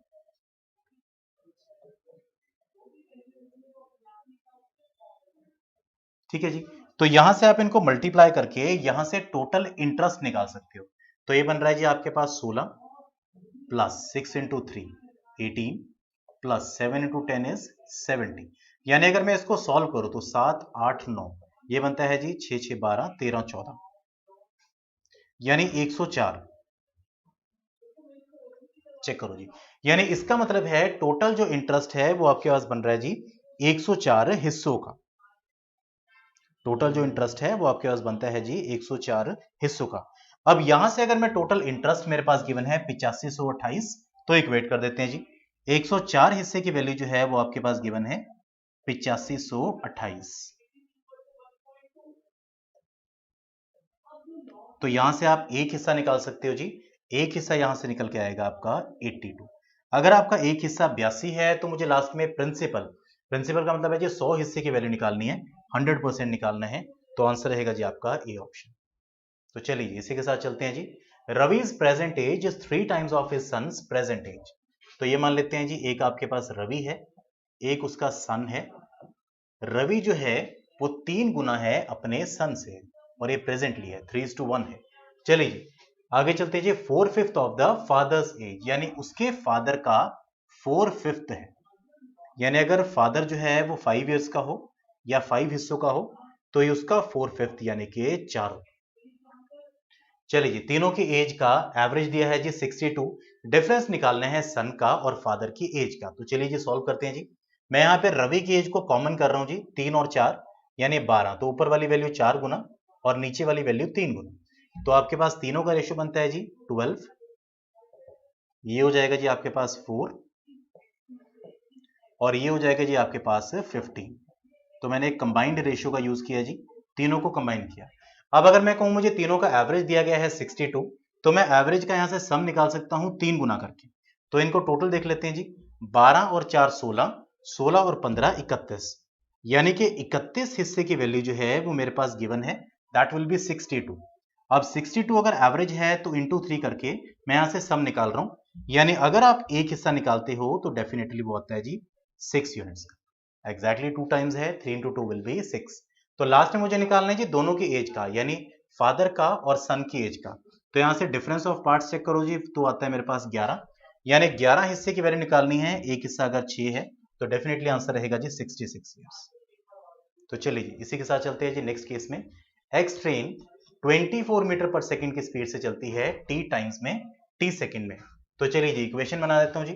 फर्स्ट केस में अगर एक ट्रेन है जिसने पोल को क्रॉस किया है, मान लेते हैं जी उसकी लेंथ है, खुद की लेंथ को क्रॉस करने में टाइम लेती है 24 सेकंड की स्पीड से, 24 मीटर पर सेकंड की स्पीड से चलती है, तो उसको मान लेते हैं जी टाइम टी लगता है। सेकंड वाले केस में अगर दूसरी एक ट्रेन है जिसकी लेंथ जो है, train y crosses a platform 60 meters length 2t seconds, the speed of this if the length of train is twice, यानी दूसरे की लेंथ ट्वाइस है। तो ये अगर x थी तो ये मान लेता हूं जी 2x है और ये आपका डिवाइड रहेगा जी किससे, दैट विल बी उसकी स्पीड मेरे पास गिवन है 30 मीटर्स पर सेकेंड। तो ये मान लेते हैं जी 30 मीटर पर सेकेंड उसकी स्पीड है और ये इक्वेट रहेगा जी आपका टाइम जो है वो 2 टाइम्स है। अच्छा इस बार उसने अगर एक प्लेटफॉर्म क्रॉस किया है 60 मीटर्स का तो खुद की लेंथ के साथ साथ प्लेटफॉर्म की लेंथ भी इंक्लूड होगी। तो यहां से मैं ये कह सकता हूं जी 2x प्लस 60 रहेगा। तो चलिए जी आप दोनों के इक्वेट कर सकते हो जी। इस वैल्यू को अगर मैं 2 टाइम्स करूं तो डेफिनेटली दोनों इक्वेट किए जा सकते हैं। तो सिंपल इक्वेशन ये बन रहा है जी x क्रॉस करने में 24 सेकंड लेती है, दैट इज इक्वल टू, जो कि मैंने 2 टाइम्स किया है, that is equal to 2x plus 60 और इसकी स्पीड है जी आपकी 30। तो अगर आप यहां से सिंप्लीफाई करो, अगर आप यहां से सिंप्लीफाई करो तो ये आपके पास निकल के आता है जी 6 4 ज़ा 24 5 ज़ा 30। यानी क्रॉस मल्टीप्लाई कर देते हैं जी 10x minus 8x, 10x minus 8x that is equal to 60 into 2 यानी कि 120। तो यहां से अगर आप x फाइंड आउट करो तो वो बनता है जी 60। तो x की वैल्यू अगर 60 मीटर्स है तो हमें निकालनी जी y की length. y very important double होगी, y की वैल्यू जो है वो डबल थी। तो डबल का मतलब है जी option number B, that will be 120। तो चलिए इसी के साथ चलते हैं जी नेक्स्ट वाले पार्ट के ऊपर। In a X school there are 2 sections A and B with the strength of 2:1। तो चलिए जी मेरे पास 2 सेक्शन है जी ए एंड बी, जिसमें 2:1 रेशियो में नंबर ऑफ स्टूडेंट्स हैं, यानी ए के अंदर exactly double number of students हैं। सेकंड केस में द रेशियो ऑफ बॉयज और गर्ल्स इन ए 3:1, ये है जी आपके पास 3:1, और सेकंड वाले केस में जो बॉयज और गर्ल्स का रेशियो है दैट विल बी 3:5। ये मान लेते हैं जी बॉयज हैं और ये आपके गर्ल्स हैं। Students both are the section are made up to stand in a ground in a row of boys और girls with each having equal number of students, यानी मुझे कुछ रोज बनानी है जिसमें इक्वल नंबर ऑफ स्टूडेंट्स बनेंगे उन सब से मिला के।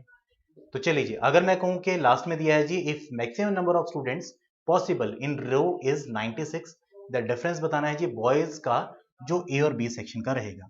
चलिए जी सिंपल से तरीके से सॉल्व करते हैं जी। यहां पे मैं कुछ ऐसी वैल्यूज मान लेता हूं, चाहे 20 और 10 मान लो, ऐसी वैल्यूज अज्यूम करो जिसको आप 3 और 1 यानी 4 हिस्सों में डिवाइड कर सको, और उस वैल्यू को आप 8 हिस्सों में डिवाइड कर सको। यहाँ पे टोटल 8 हिस्से हैं, यहाँ टोटल 4 हैं। तो मैं एक काम करता हूं जी 4 और 8 का एलसीएम लेके मल्टीप्लाई कर देता हूं, यानी मैं ये मान लेता हूं जी ऊपर वाली दोनों वैल्यूज को मैंने 8 गुना कर दिया। तो यानी अब मेरा क्वेश्चन जो है वो बेसिकली ये हो जाएगा जी कि सेक्शन ए और बी के अंदर, सेक्शन ए और बी के अंदर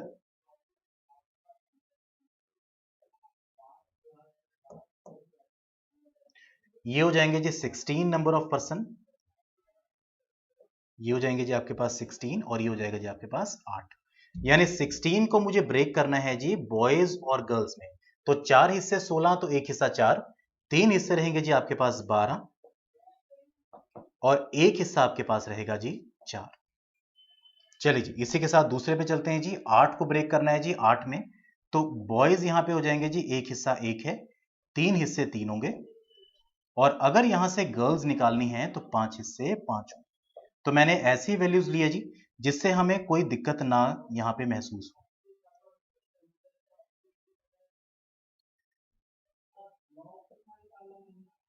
चलिए 3:5। अब मुझे यहां से ये फाइंड आउट करना है जी कि अगर इक्वल नंबर ऑफ स्टूडेंट जो है मैक्सिमम एक रो के अंदर 96 नंबर ऑफ बॉयज जो है मैं इंक्लूड कर सकता हूं। अगर एक रो के अंदर मैं मैक्सिमम इतने नंबर ऑफ पर्सन जो है इंक्लूड कर सकता हूं, तो ये बताना है जी यहां पे डिफरेंस जो है बॉयज का और गर्ल्स का कितना रहेगा। तो चलिए जी सबसे पहले तो मैक्सिमम नंबर ऑफ पर्सन देख लेते हैं जी कितना आएगा। यानी अगर मैं बॉयज की बात करूं तो बॉयज यहां पे आएंगे जी आपके पास 15 हिस्से,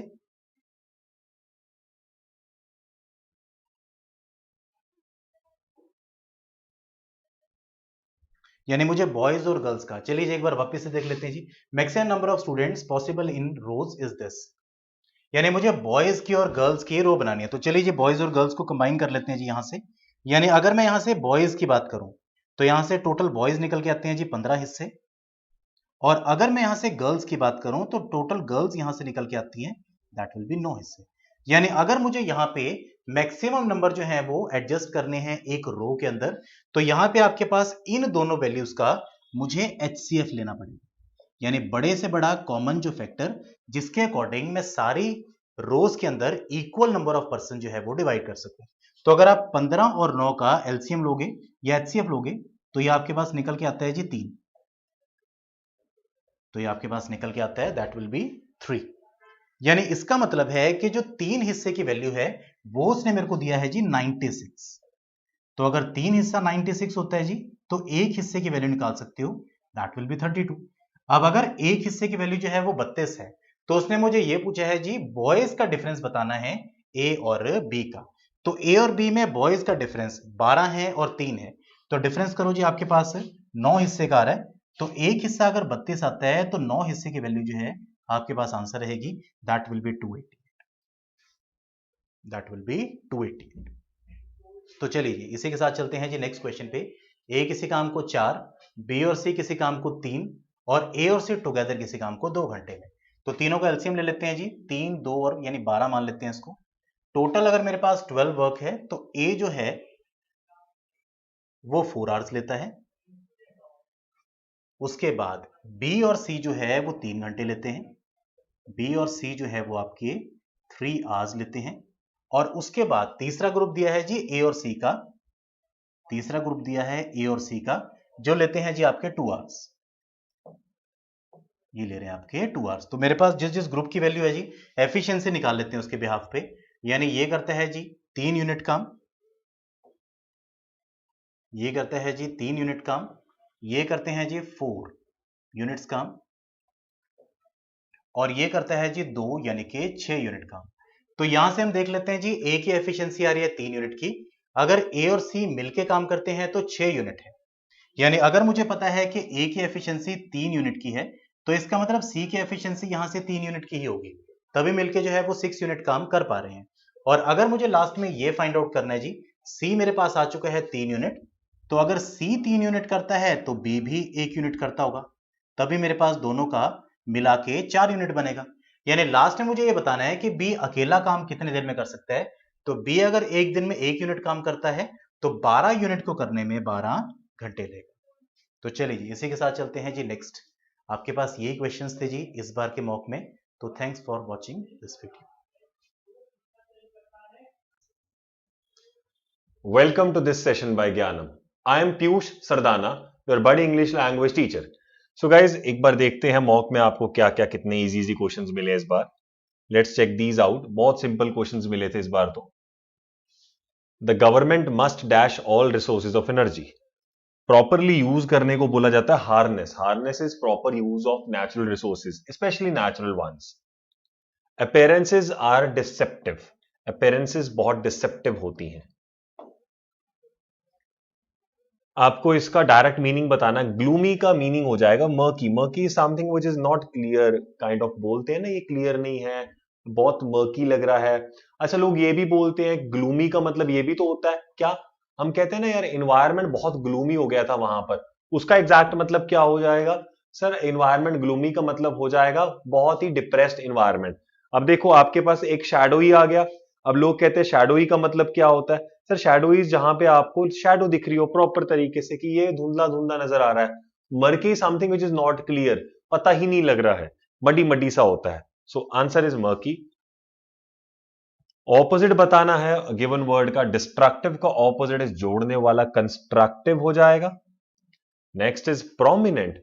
प्रोमिनेंट का भी आपको ऑपोजिट बताना है। प्रोमिनेंट का ऑपोजिट हो जाएगा obscure, something which is not clear at all. One word substitution आया। A woman having more than one husband is polyandry, while a husband having more than one wife is called polygamy. The custom of having more than one wife is called polygamy. Feeding on food made of both plants and flesh is called omnivorous, जो दोनों खाते हैं। Mare's nest. Mare's nest का मतलब हो जाएगा something which is called a false discovery. सिर्फ धुंधला धुंधला बनाया था, not meant to be what it was. I take thee at thy word said Romeo to Juliet. ये है शेक्सपियर के वर्ड, उन्हीं की इंग्लिश अलग चलती थी। So basically it means I truly believe you. Correctly preferred spelling for each of the commonly misspelled words. So aqueous is correctly spelled over here. Baki all are wrong. One who makes maps is called cartographer. Next, callow. Callow का मतलब, अब देखो आपने यहां पर synonym बताना है callow का मतलब। अभी लोग कहते हैं what do you mean by callow? पहली बात तो when we talk about the word callow, it itself means somebody who is very inexperienced, जिसके पास है नहीं इतना एक्सपीरियंस, बड़ा callow है ये तो। अब यहां पर क्या हो जाएगा? rash, sophisticated, angry, immature. immature ही बनता है, lack of experience. Mark the correct sentences in which still and since are used as adverb. Mother still their baby, still water, ये तो adjective है। still in business is adverb. Could be heard in the still of night, ये noun है। Select the grammatically correct sentence from the following options. He was stranded because I gave him money. तो फंसेगा क्यों? Because I gave him money, तो मेरे करके नहीं फंसा है। I gave him money because he was stranded. Makes sense. His professional ability proves that he is cut for his job. Cut out for his job. Cut out is basically he is apt for this job. That's it. Thanks for watching. I hope you enjoyed it. Thank you.